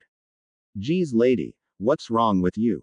No, it isn't a head this time, it's only a message from the bro to you, said Gamakichi before handling the scroll to the woman, who yanked it from the toad and started reading. Dear Tsunade-sama, somehow, I got the feeling that you're mad at me for only sending you heads and not even tell you how I'm doing. I'm sorry for that, I guess I got carried away or whatever. It's been quite some time since I left and I miss all of you guys a lot. Being a hunter nin is good, although it's hard to get some company. I sometimes summon Gamakichi for a game of shugi and even try to withstand the damn fox's perverted ramblings for a while. I hope you're all doing okay and hope that someday I can see all of you guys again. With Akatsuki on the loose, I don't feel like suddenly appearing in Konoha and attract them yet again. Now I also wanted to discuss two things with you, if I may. First of all, I kind of meet a hunter nin codenamed Kira, whose mission is to diagnose other hunter nins and see how well they are doing. Kira is very talented in medical ninjutsu and seriously wanted to come back to Konoha in order to become a medic nin. Sadly, though, her mission will take another 2 years to complete and she misses the village a lot. Couldn't you perhaps end her mission, so that she can fulfill her dream, as a favor to me? Also, as I analyzed my next target, a man called Inuzuka Takashi, the bingo book states that an Inuzuka must be present to collect some dogs that said man stole from the clan. Please contact any Inuzuka that is available and let him or her know that I'll be meeting said person on the coordinates listed below. Best regards, she. After Tsunade finished reading it, she smiled at the thought of still seeing hope that Naruto would return from the Hunter Nin program and not become like Azuki. Also, she was wondering what happened between the blonde and this girl for him to help her this much. She would surely do what he asked, but she was curious as to what happened. Gamakichi, send this reply to him. Thank you, said Tsunade, to which Gamakichi nodded and then disappeared. After, Tsunade screamed for Shizune to fetch for Inuzuka Hana, since Kiba was out on a mission with Kakashi. After a while, said girl appeared on Tsunade's office accompanied by her dogs. You wanted to talk to me, Hokage-sama? asked Hana, to which Tsunade nodded and ushered to sit down for a while. Hana, what can you tell me of a man called Inuzuka Takashi? Asked Tsunade, stunning the Chunin, who for her part hasn't heard of this name for a while. According to my mom, Takashi was expelled from the clan for almost killing one of our dogs. He, then, left the village, but not before taking with him two of the clan's most precious pups. These pups are the direct descendant of mother's dog Kudamaru. Why do you ask, Hokage-sama? Asked Hana, to which Tsunade smiled. One of Konoha's hunter nins is after said man, and if I recall it correctly, your family made it obligatory that an Inuzuka must be present in order to take the dogs back here. Therefore, I'm sending you on this B-ranked mission, Hana. The hunter nin will be waiting for your arrival in this coordinates right here. Contact him and help him in tracking Takashi.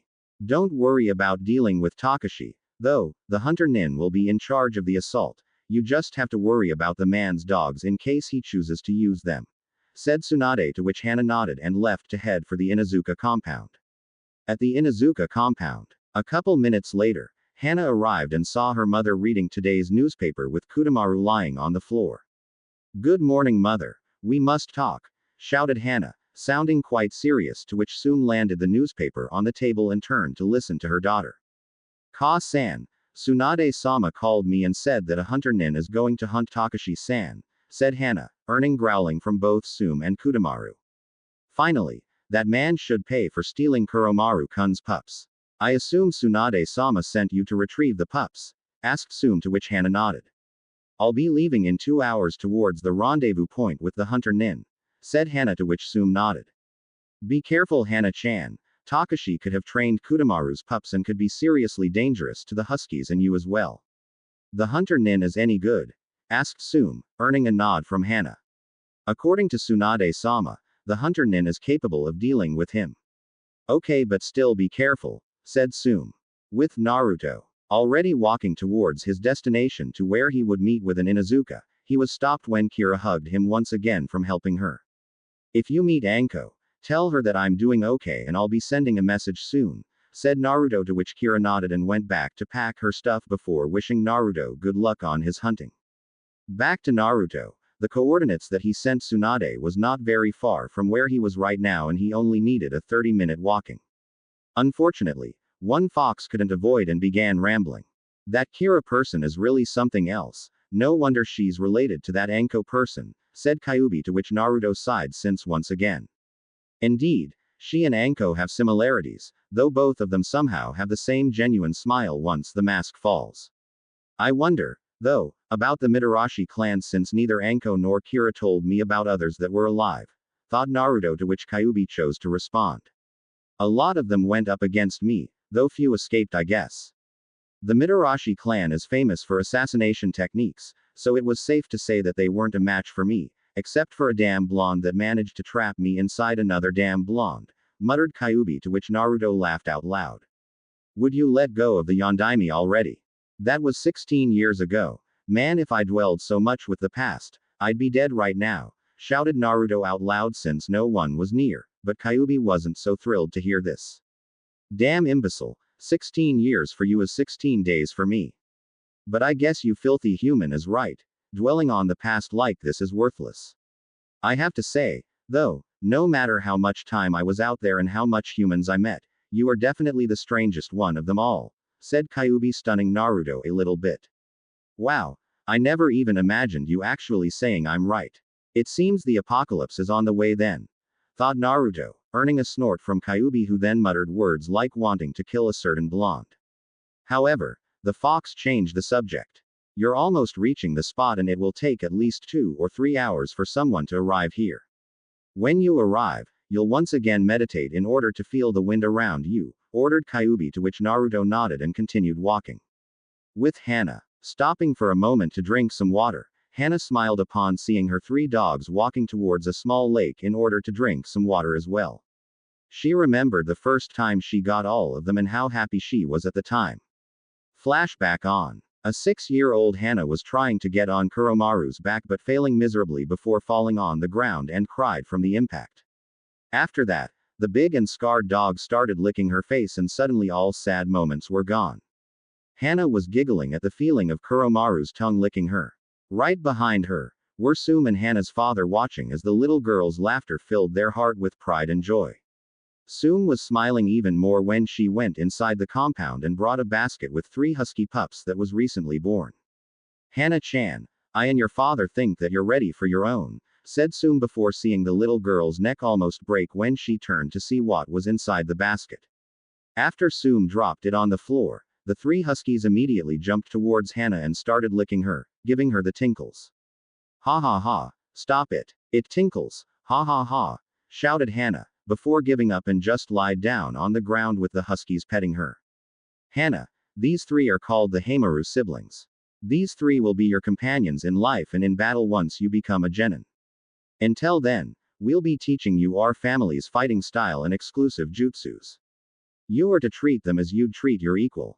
Normally, a fresh Inuzuka would take only one dog first and then have addictions when growing up. However, since these 3 pups here are triplets, we decided to put them together, so your responsibility will be for all 3 of them. Don't worry, Mom, I'll take care of them. Ha ha ha, stop it. Not again, said Hana after being assaulted from her 3 pups. Flashback off. Getting up from where she was sitting, Hana called the triplets for a little snack before continuing the trip.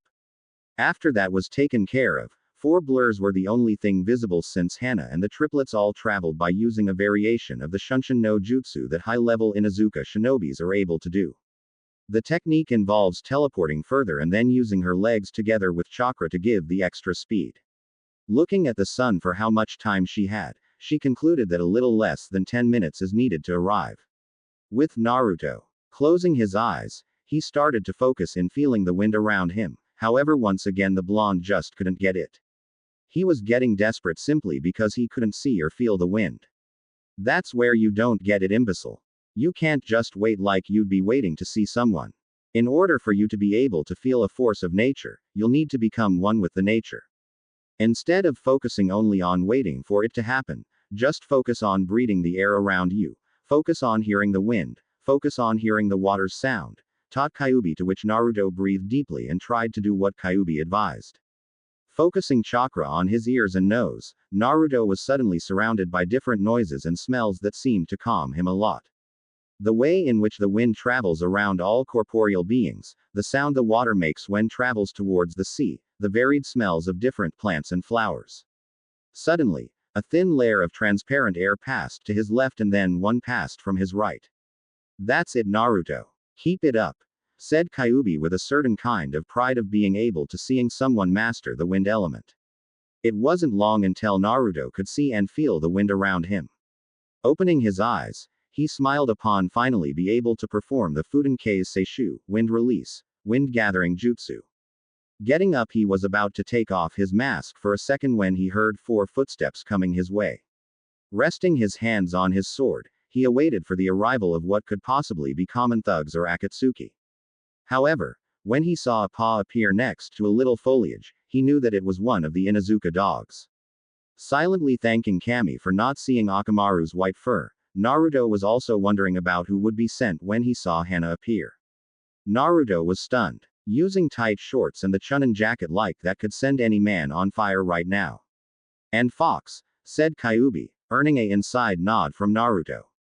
Greetings, Hunter Nin. The Hokage sent me to aid you in hunting Inuzuka Takashi. My name is Inuzuka Hana, said Hana, earning a nod from Naruto, who also greeted her. Great, Kiba's sister, thought Naruto as he greeted the girl as well. It's nice to meet you, Hana-san, and I guess that these 3 are your companion, said Naruto, scratching one of the dog's ears, much to said dog's delight and Hana's surprise. It wasn't often that others treated the Inuzuka dogs like this, and it was even rarer for her triplets to simply not growl at a stranger, even though the man is on Konoha's side.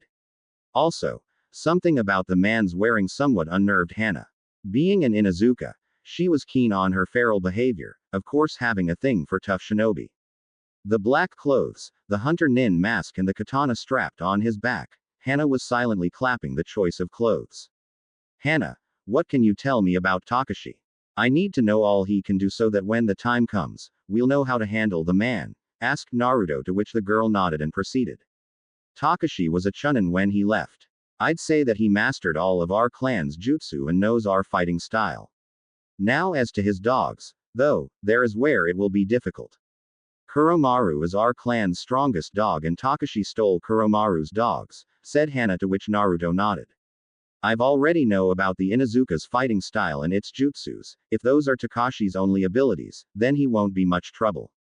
Now, I assume your dogs can sense Kuromaru's scent, so finding the dogs, we can find Takashi, said Naruto before turning and look at the bingo book for one final analysis. Hana was considered a proud member of the Inuzuka clan, and seeing this hunter nin saying that the Inuzuka abilities aren't to be concerned with, she felt a little bit taken aback. Sorry about interrupting your thought there, but why do you say fighting an Inuzuka isn't much trouble? Asked Hana, to which Naruto smirked upon seeing that just like Kiba, Hana was also a fiery person. I've already go to fight an Inuzuka before and I can tell that your style focus on excess speed and not much power. The only reason sometimes the attack hits it's because of the speed that follows it, not the strength. Also, without the dogs the Inuzuka's fighting style is not as effective as it would be with the companion. Also, upon losing the companion, the shinobi becomes unfocused and unprepared to deal with the opponent, explained Naruto, leaving Hana without anything to reply. Truth be told, fighting with dogs are both a blessing and a curse. With them, an Inuzuka is deadly, without them the Inuzuka loses everything. Now, would you Hana be so helpful and try to find our guy, said Naruto, to which Hana snorted and brought her huskies together to find Takashi. After a while, the triplets found the trail and charged towards the destination. Hana and Naruto charged next and the team traveled for a while. While traveling, Hana was watching the hunter up close. The Inuzukas were famous from being able to judge characters by getting said person's scent. Hana was able to identify the smell of a fox coming from the hunter. However, her dogs trusted him, simply because no one of them growled or even barked at him. Nonetheless, Hana was furious at the man for diminishing the Inuzuka's abilities. When the team landed, they stopped in front of a house made of wood in the middle of the forest. The smell of dogs nearby was clear even to Naruto, which showed that Takashi was indeed inside the house. Suddenly, 3 drills destroyed the house and charged against Naruto, Hana and the triplets, obliging all of them to scatter as to avoid the incoming attack. Hana-chan, is that really you? My goodness, you've grown so much since the last time I saw you. And I see you brought a hunter nin with you, said Takashi, earning some growling from the girl. Takashi was wearing the regular Chunin attire with a scratch on his forehead protector. Takashi was what could be considered as grown-up Kiba with his red markings and wild black hair but with white shades from the age. Naruto for his part found that he had just entered in a family relationship. You know, I don't mean to get into this sort of family gathering, so I'll just give you 2 a minute, said Naruto, walking away from the two, stunning both Hana and Takashi. Hana from thinking that the man would leave her behind and Takashi for wondering why a hunter nin would abandon its prey.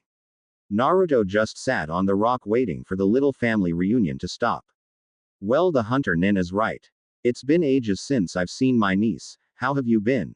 Asked Takashi before dodging a suga of one of Hana's dogs. Well, I guess that the fighting now started, so I guess I can get back in, said Naruto, earning a snarl from Hana, who didn't know who she wanted to kill more. Why the hell did you walk away from us? What was the matter with you? Shouted Hana, now clearly filled with her so-called feral hormones. Naruto for his part just shrugged it off. Well, I didn't want to get involved in the clan's manor. The only thing that matters to me is the guy's head, said Naruto before turning to Takashi. Takashi soon got fed up with the whole story and bended on all fours, showing Naruto the clan's signature jutsu. Seeing this, Naruto got ready and prepared for the battle, signaling for Hana to get out of the way. Not even wanting to help the hunter nin, Hana stepped aside and focused on the dogs that by now were as big as Kuromaru. Suddenly, Takashi jumped in the air and, accompanied by his 2 dogs, started spinning with the Gatsuga attack towards Naruto. Not even bothering to block, make a jutsu to defend, Naruto just jumped out of the way with chakra and proceeded with the hand signs. Futen K's no Yaiba, wind release, wind sword jutsu. Right after landing, Takashi's reflexes were the only thing that saved him from losing his neck, thus the attack hitting him on the chest, instead. Getting up once again with blood dropping from the wound, Takashi snarled at the hunter nin from using elemental ninjutsu against him. I wouldn't take you for coward, but I guess you're just like everyone. Come fight me in close range, coward, shouted Takashi, to which Naruto smirked, seeing the obvious attempt of challenge. You don't seem too smart if you're actually thinking that I will fight against you and your dogs from close range. That would be plain suicidal. Not to mention that those dogs are the Inuzuka clan's pride, so they must be brutal. However, I know of a way of evening the numbers a bit. Taju Kage Bunshin no Jutsu, Mass Shadow Clone Jutsu. Instantly, 50 Narutos appeared and all said in unison. So what do you say? 3 against 50. Now do you want to fight close range? Asked Naruto, earning a growl from Takashi, who by now was completely controlled by his anger. Hana, while watching, was impressed with the hunter nin's ability and chakra capacity. Summoning this much replications was a feat only one person in Konoha could attempt, and that was Kiba's friend Naruto. Looking at the fight once again, she saw Takashi once again attacking the Naruto clones with Gatsuga, taking one by one very quickly. Just as Takashi was about to attack the last one, he stopped when the clone suddenly exploded inches from the man, sending him and the dogs flying. Hitting the head, one of the dogs lost conscious and Takashi was seriously hurt and with one dog down. What's the matter, Takashi? Lost one of your dogs and you already becomes vulnerable. Whatever happened to all the confidence from before? Asked Naruto, messing up with the man's head in order to get the man to do something foolish from rage. Just as Kiba, Takashi was having trouble controlling himself. This hunter nin was different from the others who came after him. This one was cautious, he was aware of the Inuzuka fighting style and he has plenty of chakra to use. Suddenly, he saw the hunter nin making some hand signs and exhaling 5 air bullets against him and the remaining dog. Not having the agility necessary to dodge, Takashi was hit by all 5 of them and once again was sent flying. The dog, however, wasn't hit and it went to check his brother to see if it was alright. Hana, after seeing this, quickly went to the place where the dogs were and left the battle to Naruto and Takashi. Getting up almost barely, Takashi looked at Naruto with fire in his eyes. Seeing that he now lost his dogs, he charged Naruto head-on with a single Suga, to which Naruto started a quick series of hand seals. Fuden Suido no Tatsumaki, Wind Release. Tornado Tunnel Jutsu. The attacks meet head-on and Takashi was once again sent to the tree, hitting his head with force, knocking him down. After that, Naruto quickly went to where Hana was treating the first dog. Is he okay? Asked Naruto, to which at first Hana was surprised for the sudden consideration, but then nodded and appreciated the gesture. He is fine, just unconscious. Thanks for not focusing the attacks on the dogs. I was afraid you do something like that and end up hurting them, said Hana with a smile. I wouldn't ever do that. A friend of mine has one and I care deeply for that big white fur. Now, I'll take care of Takashi. Hold down a moment and don't look if you don't have the stomach for it, said Naruto before turning and heading to Takashi, who was still unconscious. Taking his sword, Naruto cut off the man's head by performing a quick attack with his sword. Hana wasn't watching since she was taking care of Kuromaru's dogs. Slowly focusing on Kyuubi's chakra, Naruto set the man's body to burn, leaving no evidences of his presence to others. Quickly sealing the man's head inside a scroll, Naruto returned to Hana and the triplets, who were patching one of the dog's paws since it was broke. Everything is set to go. You will have to take them to Konoha yourself, asked Naruto, to which Hana nodded. Only one of them is injured, I'll help the other on the travel. I'm curious to one thing, though. You said about your friend has a white dog. Is your friend an Inuzuka as well? Asked Hana, getting Naruto by surprise, seeing that this lady just got him into a corner. Yes, she got you all right. Now let's see how you get yourself out of this, said Kyuubi inside his mind. Yes, he is an Inuzuka. I can't tell you much from fear of my identity being revealed. If you want to know more about me, talk to either the Hokage or Jiraiya-sama. They'll talk to you about me. Now here as we go on our separate ways. Have a safe journey back to the village, said Naruto before walking once again to one of the triplets and scratched its ears once again before vanishing via Shunshin and leaving Hana alone with the dogs. Wait, I didn't realize the guy has blonde hair. I don't know many in Konoha who are blonde, except for the Godime, the Yondaime and, oh shit, he was talking about Akamaru and Kiba, Damn it, I missed my chance to talk to him. Okay, I will talk to them Naruto and we'll be meeting once again, that's for sure. After Naruto left Hana to return to the village, Naruto found a little hotel to stay. Looking at the bingo book, he was surprised to see that the last one on the list was the last C-level missing nin on the book. So far, he didn't consider as much of a challenge being a hunter nin, however he knew that missing nins weren't given ranks by abilities alone. As he turned to look at the B-ranked ones, he acknowledged that they are indeed much more cunning than the C-ranked level ones. Naruto was stunned that the B-ranked ones are composed of ex-Junins and wondered if he had the ability to deal with a person of this level. You'll need to train more indeed if you want to be on equal terms with people of this level. Tomorrow, we'll be increasing your pace, as well as train more ninjutsu. For the B-ranked missing nins, you'll need Kaden ninjutsu aside from Fuden. I'll teach you one high-level Kaden ninjutsu and we'll also improve your Fuden Rasenshuriken, Wind Release, Spiral Shuriken Jutsu. Now with improvement regarding wind manipulation, we could finally complete that jutsu, said the Kyuubi, to which Naruto nodded. After learning Fuden Kei's Seishu, Wind Release, Wind Gathering Jutsu, Naruto was wondering whether or not he could finish the Rasenshuriken, simply because he was now a master at wind manipulation. The only question now was how. No matter how much Naruto changed the Yondaime's original technique, every Rasengan-based technique was limited to close-ranged attack and Naruto wasn't entirely comfortable with that anymore. Charging the technique and then attacking the enemy ends up giving a tunnel vision to the blonde and gives the enemy time enough to just dodge and attack Naruto, and that was something he didn't want to. Not to mention that all the times you failed to hit the enemy every single time. You only managed to hit that Kabuto because you had to hold his hand for dear life. Now that you managed to add Fuden Chakra to the Rasengan, we can try throwing the spiraling shuriken, explained Kyuubi, earning a thinking pose from Naruto. Throwing the Rasengan was something even Jiraiya couldn't do, not either Yondaime. Jiraiya once told me that once the Rasengan escaped the hand's grasp, it was impossible to maintain the rotation and the spiraling ball ends up dissipating, said Naruto, to which Kyuubi thought about something as well, getting an idea which might work.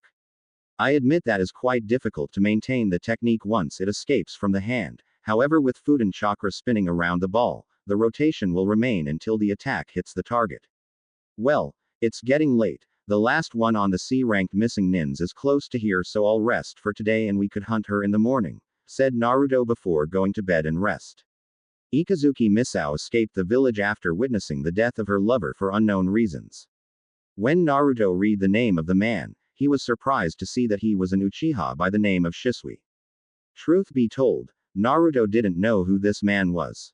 According to the book, Misao was gone rogue for 10 years now, and this time, the blonde was only 6 years old. Also, Naruto was reluctant to kill Misao. The woman's only crime was only to leave the village and nothing else. Naruto was also wondering why no hunter nin ever went after her, seeing that the woman was gone for more than 10 years now and thus far, her page was not scrapped off the book. In Konoha, looking at the village on the horizon, Hana stopped to check on Kuromaru's pups only to see both of them sniffing the husky's triplets. She smiled upon realizing that with the help of that hunter nin, which she had the conviction it was indeed Naruto, the Inuzuka family was now complete once again. She remembered how easily the hunter nin interacted with one of her triplets. It was really the first time someone outside the Inuzuka clan ever managed to do this, and Hana wondered what the dogs thought of that hunter nin. Truth be told, the Inuzuka clan measured their lovers firstly by how he or she interacts with the dogs.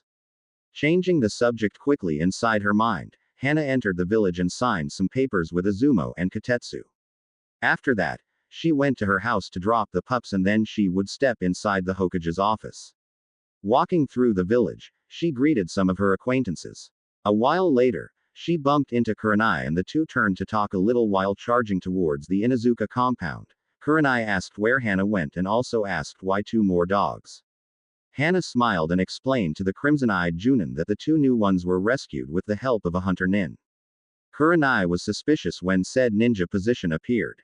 Kurenai oftentimes wondered how Naruto was doing out there since it's been a while and she received no news of him. Being a Junin, she heard amongst her peers on how a new hunter nin is cleaning out the book much faster than any other hunter nin ever did. She heard that this new hunter nin took out the entire C-ranked missing nins division and it's one more left for him to go for the B-ranked ones. She had suspicious, though, because one of the Junins described the man using all black and a sword strapped on his back, but she didn't have proof that it was Naruto. Focusing on Hana's conversation, she heard the Inuzuka Chunin reveal that the hunter nin was blonde and she heard Hana questioning to herself how many blondes she knew in Konoha. Upon hearing this, she had the proof she needed. Naruto was the only blonde-haired person apart from the Hokage and he's the only blonde hunter nin he knew, so of course, should be him. Kurenai heard Hana describing how the hunter nin dealt with the Inuzuka missing nin and was surprised to see Naruto using a Fuden ninjutsu that beat the Inuzuka's Gatsuga, being this the Inuzuka's strongest attack alongside the companion. Upon arriving at the compound, Kurenai bid her farewell to Hana and promised to meet sometime later. Hana smiled and brought the pups inside the house. Once inside, the two pups ran towards their father's scent and left Hana and her dogs to bring the news to Sum and Kiba who were having lunch. "Oh Hana-chan, I see you managed to retrieve the pups, then. Tell me about it," asked Sum, earning Kiba's interest at the story. "Well, I met with the hunter nin and then we went to search for Takashi. When we found him, the man had the nerve of wanting to catch up with his niece. Surprisingly, the hunter nin stepped aside and said that he didn't want to meddle into family business, which pissed me off even more than Takashi," said Hana, earning a snicker from Kiba and laughter from Sum from seeing Hana getting rather angry. Snarling at her family, she decided to continue. "Well, after the hunter nin returned to battle, he turned to piss Takashi off by taunting him. After the man's veins popped of his forehead, he engaged the hunter nin with our clan's jutsu, but was stopped by the hunter nin's surprisingly mastery of Fuden ninjutsu, thus killing him for good. The strange thing was that the hunter nin didn't attack the pups, even if they were attacking him. I found it strange as well that one of my huskies didn't bark to the hunter nin and even let him scratch the husky's ear," described Hana, surprising Sum and Kiba, since first of all, both of them knew how dangerous it was to lift a hand in front of the huskies and also the fact that Hana changed the angry mood at the end of the description. "Where is the hunter nin now, Hana-chan? I assumed he had to send Konoha a proof of the kill," asked Sum, to which Hana shrugged, indicating that she didn't know. "The hunter nin sealed Takashi's head inside a scroll and then burned off his body. I figured that he would have an inside channel in order to send said scroll to either the Hokage or the hunter nin commander. Well, mother, I need to go talk to Hokage-sama about the mission. I have some questions for her as well," said Hana before walking back to the door before she saw Akamaru sleeping under the table. "I know it's you, Naruto. I remember Kiba saying that you were the only one who didn't regarded Akamaru as being a pet, but a companion instead. I want to get to know you better," thought Hana before opening the door and going straight to the Hokage's office. Sum chose not to mention to Hana in front of Kiba, since she knew Kiba would piss her off with ease. She knew her daughter and knew when she was intrigued about something. Hana was always a very curious woman and Sum presumed that her daughter's curiosity was towards that hunter nin she mentioned earlier. Sum didn't know of many Fuden users in Konoha and the last one she knew was murdered by Akatsuki. She would ask the Hokage later about Takashi's head and then ask a few things about this hunter nin. At Tsunade's office. Already inside the Hokage's office, Hana presented the report of the fight and also the pup's retrieval back to Konoha. Tsunade smiled at the success of the mission, but wondered why she had the suspicion that Hana wanted to say more than just what happened at the mission. True to her worries, Hana approached her. "Tsunade-sama, I was wondering if you could tell me something about that hunter nin," asked Hana, to which Tsunade was surprised, but maintained the neutrality for now. "Hana, I can only answer so much without endangering his or her identity," said Tsunade, allowing the younger girl to ask away. "I managed to see that he had blonde hair and told that he knew an Inuzuka whose companion had white fur, thus I'm sure he was referring to my brother Kiba. Therefore, is he N?" said Hana before Tsunade stopped her from continuing. "Hana, I see that you figured out his identity. That being said, we're going to take a walk and I'll fill you in with what happened. I don't want to risk someone overhearing what I have to say," said Tsunade, to which Hana became serious and nodded. Once outside and walking towards the park, Tsunade told everything to Hana. The Kurenai episode, Naruto choosing to become a hunter nin so that Akatsuki won't come to the village, Jiraiya's counter-intelligence mission, everything. Hana was surprised about all this and asked the Hokage why she was telling everything to her. Tsunade smiled and replied, I happen to know that Inuzukas are loyal to the village, hence they are loyal to the Hokage. The fact that you know about Naruto's whereabouts now puts you inside our plan. Hana, this is an A ranked secret and you'll be prohibited to discuss any of this without either mine or Jiraiya's authorization, said Tsunade, to which Hana nodded and then turned to ask more about the blonde. Ah, Tsunade-sama, I would like to know a few more things if I may, asked Hana, to which Tsunade nodded, letting her continue. Well, I happen to realize how Naruto treats my family's dogs, and it's safe to say that not all men in Konoha treat them like they should. After I saw Naruto petting one of my dogs so easily, I began to wonder about something. I happen to know of his tenant, and although he smells like a fox, neither I nor the dogs sensed any evil presence inside of him. I figured that at least my dogs would bark at him, said Hana, to which Tsunade nodded and smiled at the girl's curiosity. I don't know how, but if what you said is true, then Naruto either is in total control over the fox inside of him or the blonde was right all along. You see, before he left to become a hunter nin, Naruto told me that he and the fox shared his body. I was hesitant to believe that Naruto had so much resolve in order to be able to control a demon's urge, but now that you said so, I tend to believe he was right, said Tsunade, to which Hana was surprised. She remembered hearing this from Kurenai, but she also didn't believe it. However, seeing her dogs at ease with him and the Hokage also telling her this, she now believed Naruto was right. It would certainly explain the scent and also this new being's behavior. Suddenly, Hana's perverted mind sprang to action and she imagined seeing Naruto behaving like an animal while ravaging her. Tsunade wondered why Hana suddenly spaced off like that and wondered why all this curiosity towards Naruto. It took a while until she remembered something interesting about an Inuzuka female. She remembered how Hana's mother Sum behaved upon meeting her now deceased husband and wondered if perhaps Hana is feeling the same thing towards a feral Naruto. Waking up from her daydream, which consisted of Naruto ripping all her clothes, Hana apologized at the Hokage for doing this and asked her to be dismissed. Safe to say, Tsunade knew about an Inuzuka's behavior, thus she dismissed the girl. Hana vanished quickly and went towards somewhere private in order to blow off some steam. It wouldn't do for her to be anywhere near someone when she was turned on. Arriving at the Forest of Death, she was able to relieve and then rest on the tree she landed on. It was safe to say that Hana was even more curious than before and vowed to meet the blonde in the future. With Naruto oblivious to the fact that someone was thinking about him, Naruto checked out of the hotel he was staying at and went to a clear area to initiate his training. Right.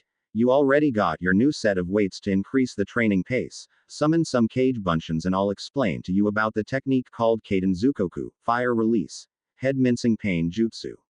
The real you will be practicing the usual katas and then we'll focus on the Rasenshuriken, explained Kyuubi, to which Naruto nodded and summoned 50 cage bunshins and took his sword and began striking at the many invisible enemies while his cage bunshins were focusing on the new fire technique. Little did Naruto know, though, that he was being watched. Avoiding the hunter nin for Kami no how long, Misao already was able to predict when another one would come to take her life away just because she committed the crime of leaving Konoha. Uchiha Shisui's death was like killing her instead, and Misao couldn't stay in Konoha any longer from fear of remembering Shisui's face any longer. At the time, she thought about how weak she was for leaving for a petty reason like this. However, some time later, she didn't regret her decision seeing that she was able to meet the one who cured her heartache and started a family with. She continued her training as a genjutsu specialist and a few taijutsu katas just in case the hunters managed to dispel the genjutsu. It was this way that she managed to escape from the hunters or take him out and drop them at an unknown location. Now, this new hunter nin was near her and she suspected he would be after her very soon. Back to Naruto. His clones had already learned the technique, which consisted of expelling fire from the user's mouth and then quickly spread it towards the enemy, burning anything in its path. He also got used to the new set of weights and was going through the katas when Kyuubi stopped him and told him to now focus on the Rasenshuriken. Naruto acknowledged and put his sword back to its holster. Summoning the 2 cage bunshins, he stopped upon realizing that he now had sufficient control over the Rasengan in order to do it by himself. However, he still needed one bunshin to supply the ball with food and chakra, hence why he dispelled the other clone and performed the Rasengan. After, while the real Naruto kept the ball's rotation and strength, the clone supplied food and chakra, thus finishing the Rasenshuriken. Meanwhile, Misao was gaping at the amount of chakra being used and the amount of control this hunter nin was using to perform this technique. Misao wasn't ignorant to the fact that very few ninjas could attempt the Yondaime's technique. She knew that apart from the very creator, only the Sannin Jiraiya and a respected Anbu captain called Hitaki Kakashi could, although she never saw him using. For this hunter nin to be able to do it, it meant that either Jiraiya or Kakashi taught it to him. Also, Misao was searching her mind and realized that the real Rasengan consisted of pure chakra manipulation, while this hunter nin managed to not only complete the chakra manipulation, but also managed to incorporate his elemental chakra into the ball as well, thus completing the Yondaime's technique. Now she was afraid for her life. If this guy was after her, she didn't have hopes of surviving a confrontation. Turning to escape as far away as possible, Misao made a terrible mistake and ended up kicking a stone, which in turn produced enough noise for Naruto to see that he was being watched. Vanishing in a second and appearing at the source of the sound, Naruto was surprised to see his last C-ranked target staring directly at him. Naruto could see that the woman was scared for her life, which he could only presume that she saw him using the Rasenshuriken. From Naruto could see, the woman was very pretty and he knew the photo didn't do her justice at all. Misao was at her 30s right now, but she had the body of a 20-year-old girl. She had red hair, black eyes and a skin that any woman would die for. She was dressed in a gray fighting kimono, which showed Naruto that the woman wanted to hide, but she would be prepared in case the enemy found her position. Misao didn't want to attack since she knew he would crush her easily, so she chose Genjutsu. Megan Narakumi no Jutsu, Hell Viewing Technique. However, Naruto didn't even move, which indicated to her that either he dissipated as quickly as it was casted or he was immune to the technique. Little did she know that this hunter nin had two minds instead of one, and although she managed to catch Naruto's mind, Kyuubi used his chakra and instantly blocked any genjutsu from interfering with the battle. Misao, before you decide to attack me one more time with genjutsu, hear me out for a second.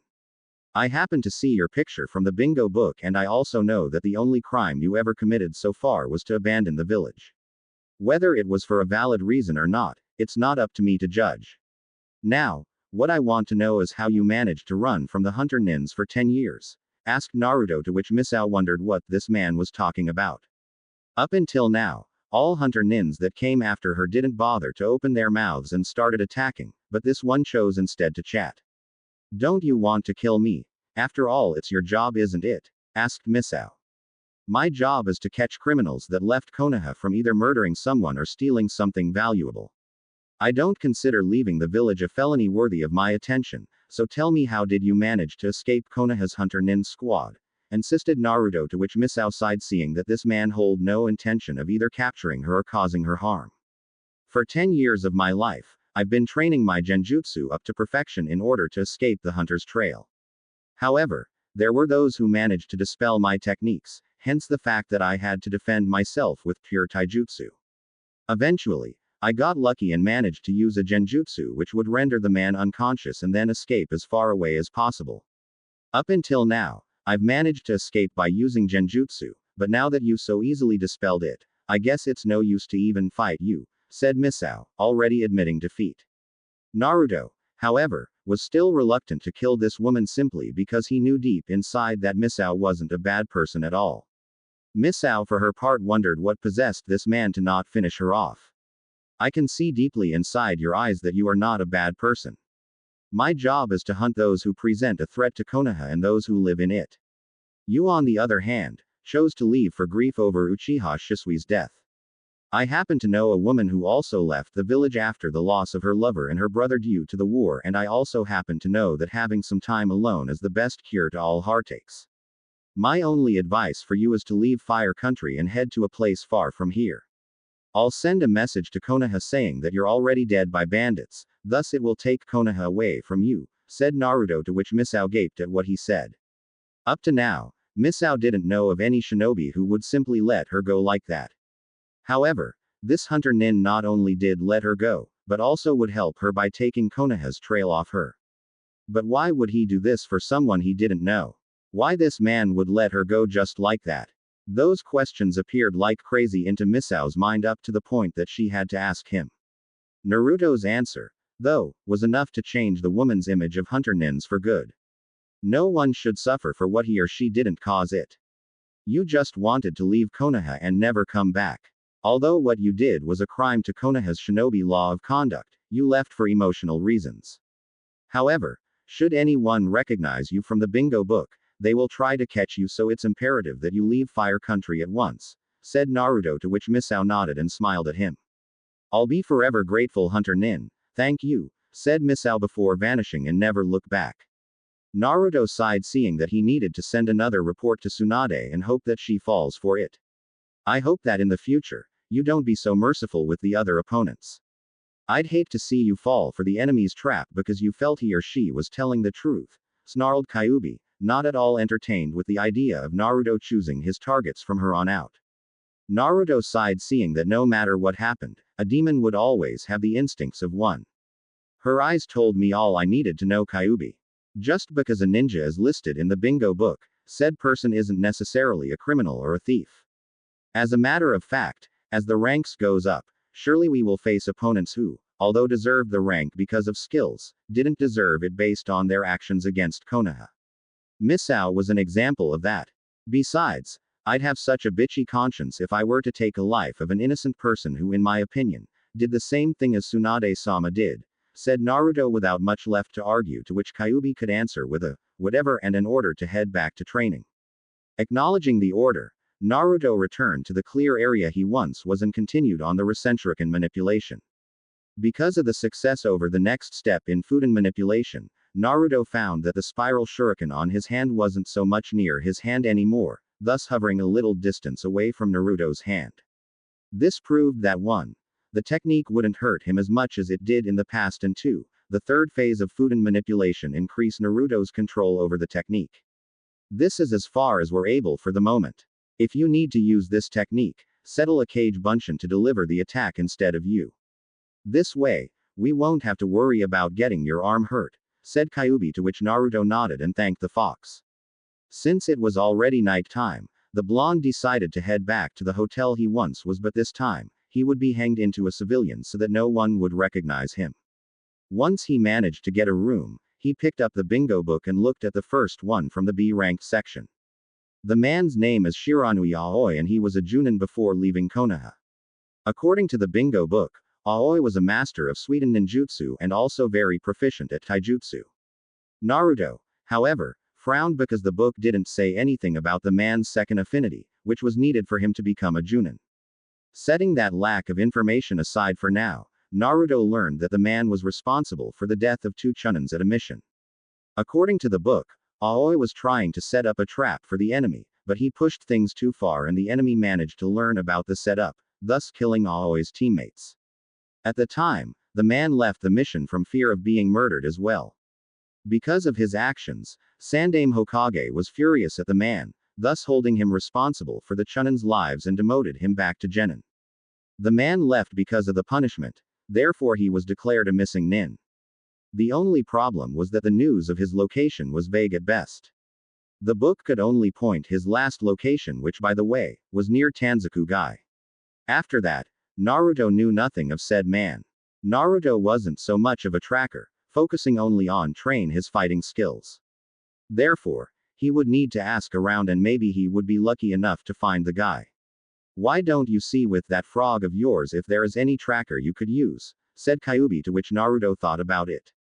It was true, he could check with Gamakichi to see if they have a tracker in the family. However, if someone would see him summoning a toad, Naruto would be in serious danger of someone uncovering his identity. It wouldn't hurt to ask Gamakichi, though. Summoning his partner inside the room, Naruto realized his mistake upon seeing that Gamakichi was seconds away from breaking the floor below.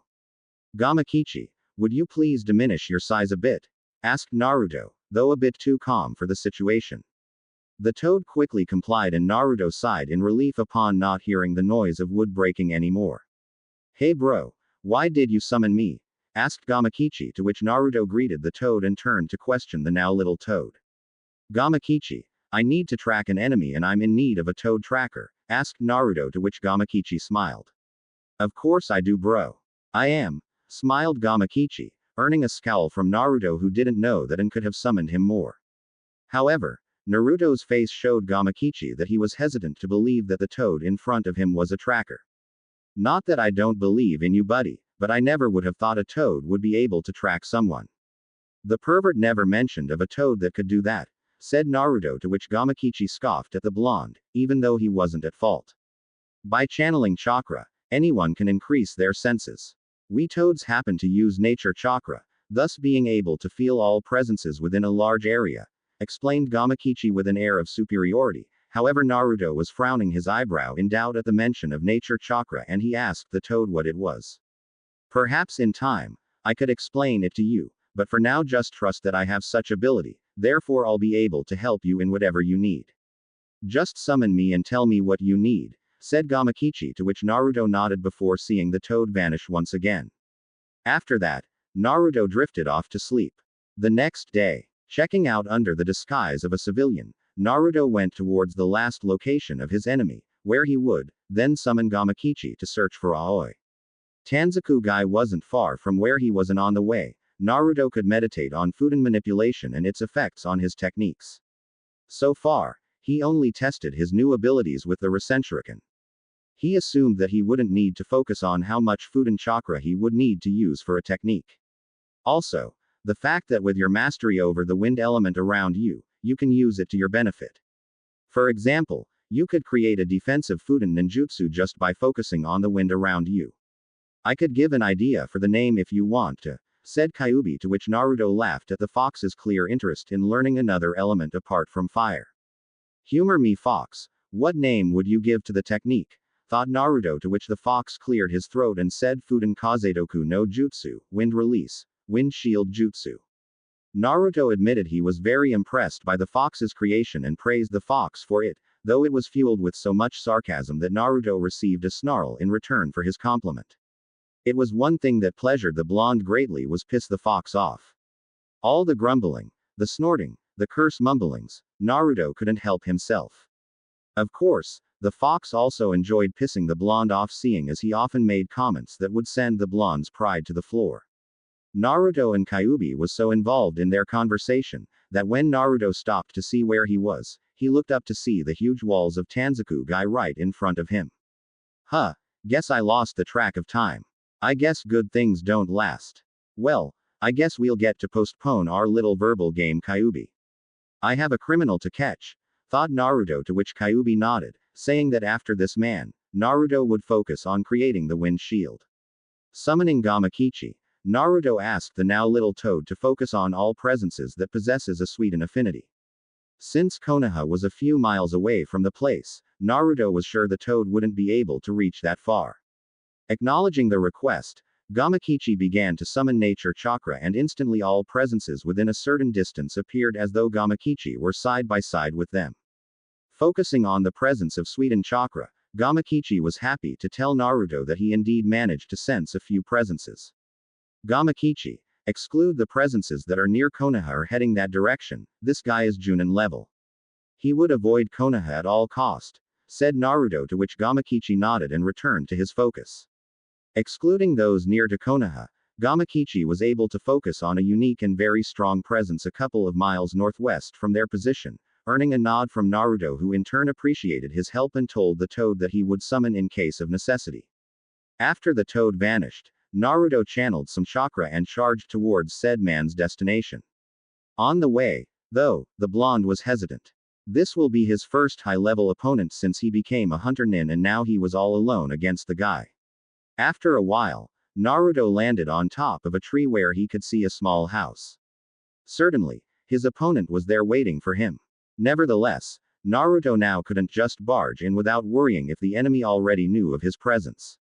If this Aoi character managed to find his location before Naruto realizes, the man could very well sneak from behind and use a potent ninjutsu to take Naruto down. Naruto, behind you, shouted Kyuubi, thus alerting Naruto to a bunch of kunais that were attacking him from behind.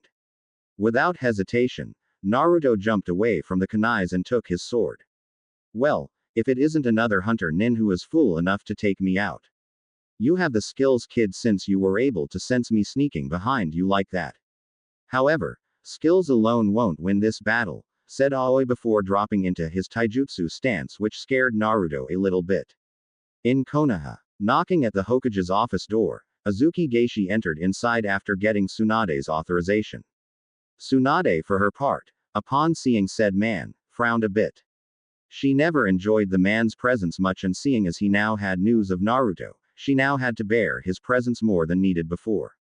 What is it, Azuki? I'm much occupied here, said Tsunade, to which the leader nodded. Oh, just wanted to say that she sent me a very interesting message. According to him, one Ikasuki Misao was already killed by a bandit attack near her place. Now that her page is clear of the book, she has already begun to clear the B-ranked section of the missing nins. The boy is restless, Hokage-sama, he even beat my old record. Indeed, he is an interesting individual. I'm following his career with great interest, said Geishi before smiling upon seeing the surprised look displayed by Tsunade. According to his file, all the 6 C ranked missing nins were killed by him, and now he'll pass on to the B ranked section, which is far wider than the C ranked one. Approximately 3 to 1, I'm afraid, continued Geishi, and still smiled upon seeing that Tsunade had yet to recover from the shock of hearing about Naruto killing 6 missing nins in such a small period of time. It has been a couple of months since he left to become a hunter nin, and Tsunade wondered if Naruto would ever come back to the village at least to rest for a while. However, she knew better that even if he did, he wouldn't alert anyone of his presence. And he would come only for supplies and then leave the next day. Sighing in frustration from missing the blonde terribly, Tsunade asked the man in front of her who would Naruto go for now that he went to the B ranked. Geishi figured that Tsunade would want to know who Naruto's targets were, so he asked the blonde hunter as to his way of deciding who he would go for first. According to she, he doesn't follow a decided strategy. Instead, he's following the book order, so it's safe to say that the next enemy is the first on the B list, called Shiranui Aoi. This man is Junin level ninja with mastery in Suiten ninjutsu and taijutsu. We should be expecting the man's head anytime now, judging by Shi's period between the last hunt and the next, said Aoi, to which Tsunade nodded and hoped the blonde would be able to beat this Aoi fellow. Back to Naruto. Facing Aoi, Naruto was once again reluctant. The fear of not being able to beat a Junin level ninja still overwhelmed him, thus breaking his concentration. So, Naruto was doing all he could to dodge the man's furious attacks. What's the matter, kid? I thought you came here to beat me, shouted Aoi as he delivered a solid punch directly at Naruto's chest, thus sending him straight to the tree. Using the momentum, Naruto flipped his body and landed with his 2 feet on the tree. While Naruto was analyzing the man's fighting, someone was screaming inside of him. Naruto, you can't keep defending all the time. Look at you. You're afraid of the man in front of you. Why? Asked Kyuubi, to which Naruto snarled. I never faced a Junin level shinobi alone, Kyuubi.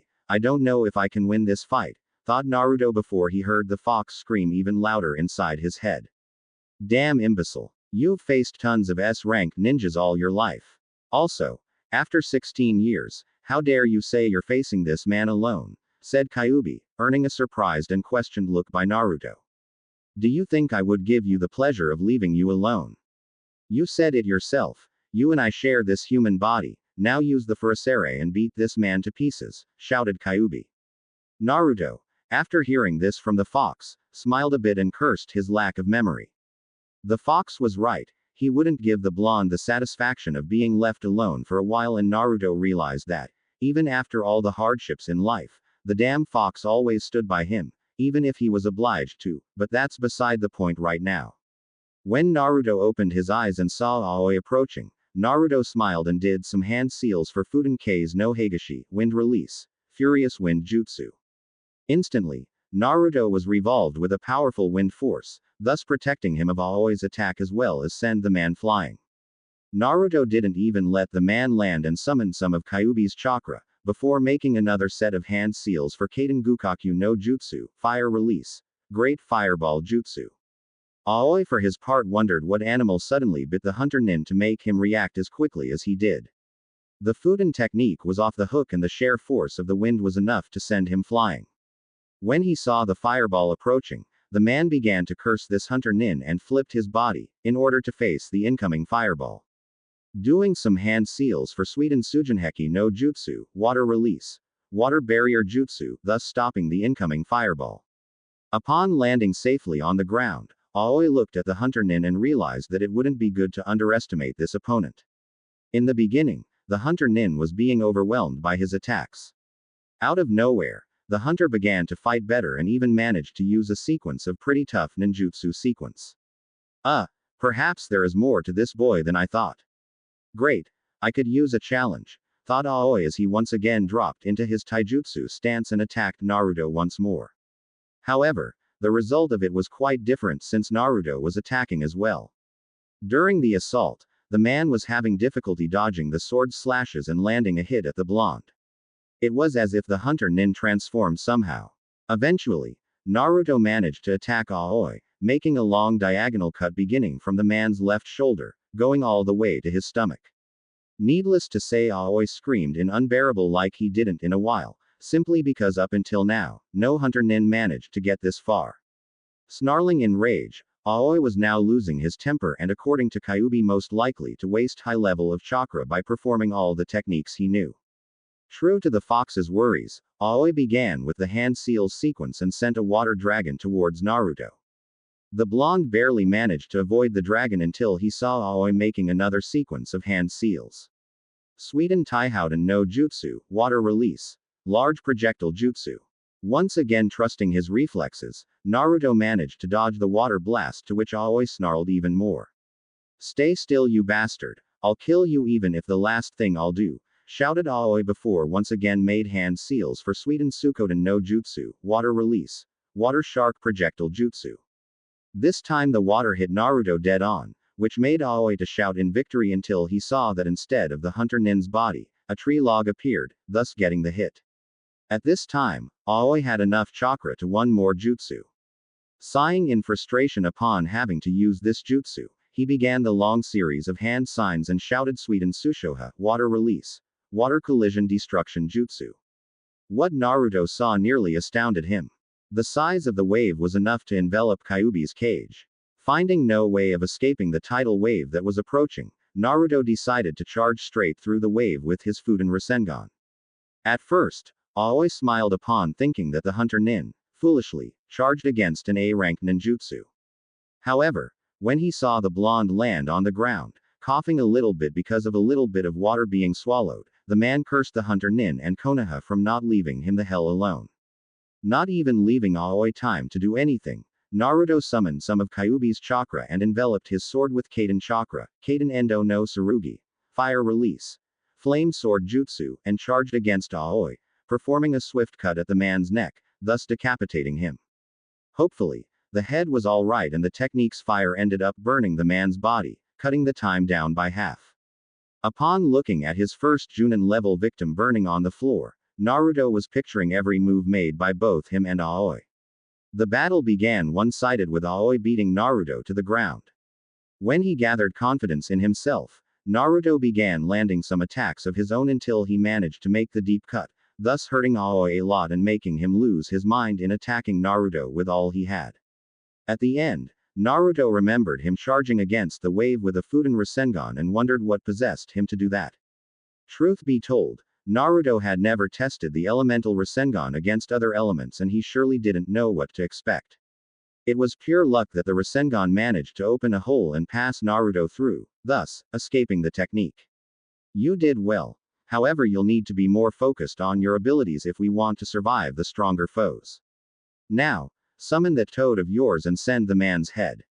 In the meantime, you'll now complete the Rasenshuriken, said Kyuubi, to which Naruto nodded before summoning Gamakichi and telling him to deliver the scroll to Tsunade of the leader. After the toad vanished with the scroll, Naruto returned to summoning this three-cage Bunshin and begin the creation of his ultimate jutsu. In Konoha. Back in Konoha, Geishi and Tsunade were discussing certain aspects considering Naruto's kill method. So far, from what they could see from the heads that were sent, the cut was filled with Kaden chakra, which demonstrated that Naruto somehow was able to create a flame sword. Tsunade almost fell from her chair upon hearing this news from Geishi, but quickly remembered that Kyuubi must have taught the boy this particular and yet mysterious jutsu. Suddenly, both sensed someone appearing via summon and smiled upon seeing Gamakichi with a scroll on his mouth. Tsunade-sama, the bro asked me to deliver this scroll. According to him, it contains the first name on the B ranked list, said Gamakichi, to which Geishi smiled and Tsunade frowned at the man from supposedly know Naruto better than her. I appreciate Gamakichi. However, tell Naruto that such amount will take a while to gather, since it's double from a normal C ranked. Tell him to send you here in 30 minutes so that we can prepare, said Tsunade, to which the toad nodded and vanished, leaving Tsunade alone with a smiling Geishi. Okay, you're right. He did send the guy's head just like you said he would. Now I'm very busy, Geishi. Gamakichi will be here shortly and I'll have to send Naruto the money, said Tsunade, not at all satisfied about saying the man was right. Geishi for his turn smiled even more and bowed before leaving the premises. Damn you, Naruto. Because of you, now I have to deal with this man, thought Tsunade as she slammed a bunch of signed reports for Shizune to take later. With Naruto. When Gamakichi arrived to the location, he wasn't prepared to the sight before him. When he saw Naruto, he realized that said blonde was holding what seemed to be a huge ball of energy surrounded by a Fuma shuriken-sized white energy, in which the toad assumed it was Fuden chakra. One another thing was that the toad, although massive in size and weight, was having difficulty keeping his members on the ground.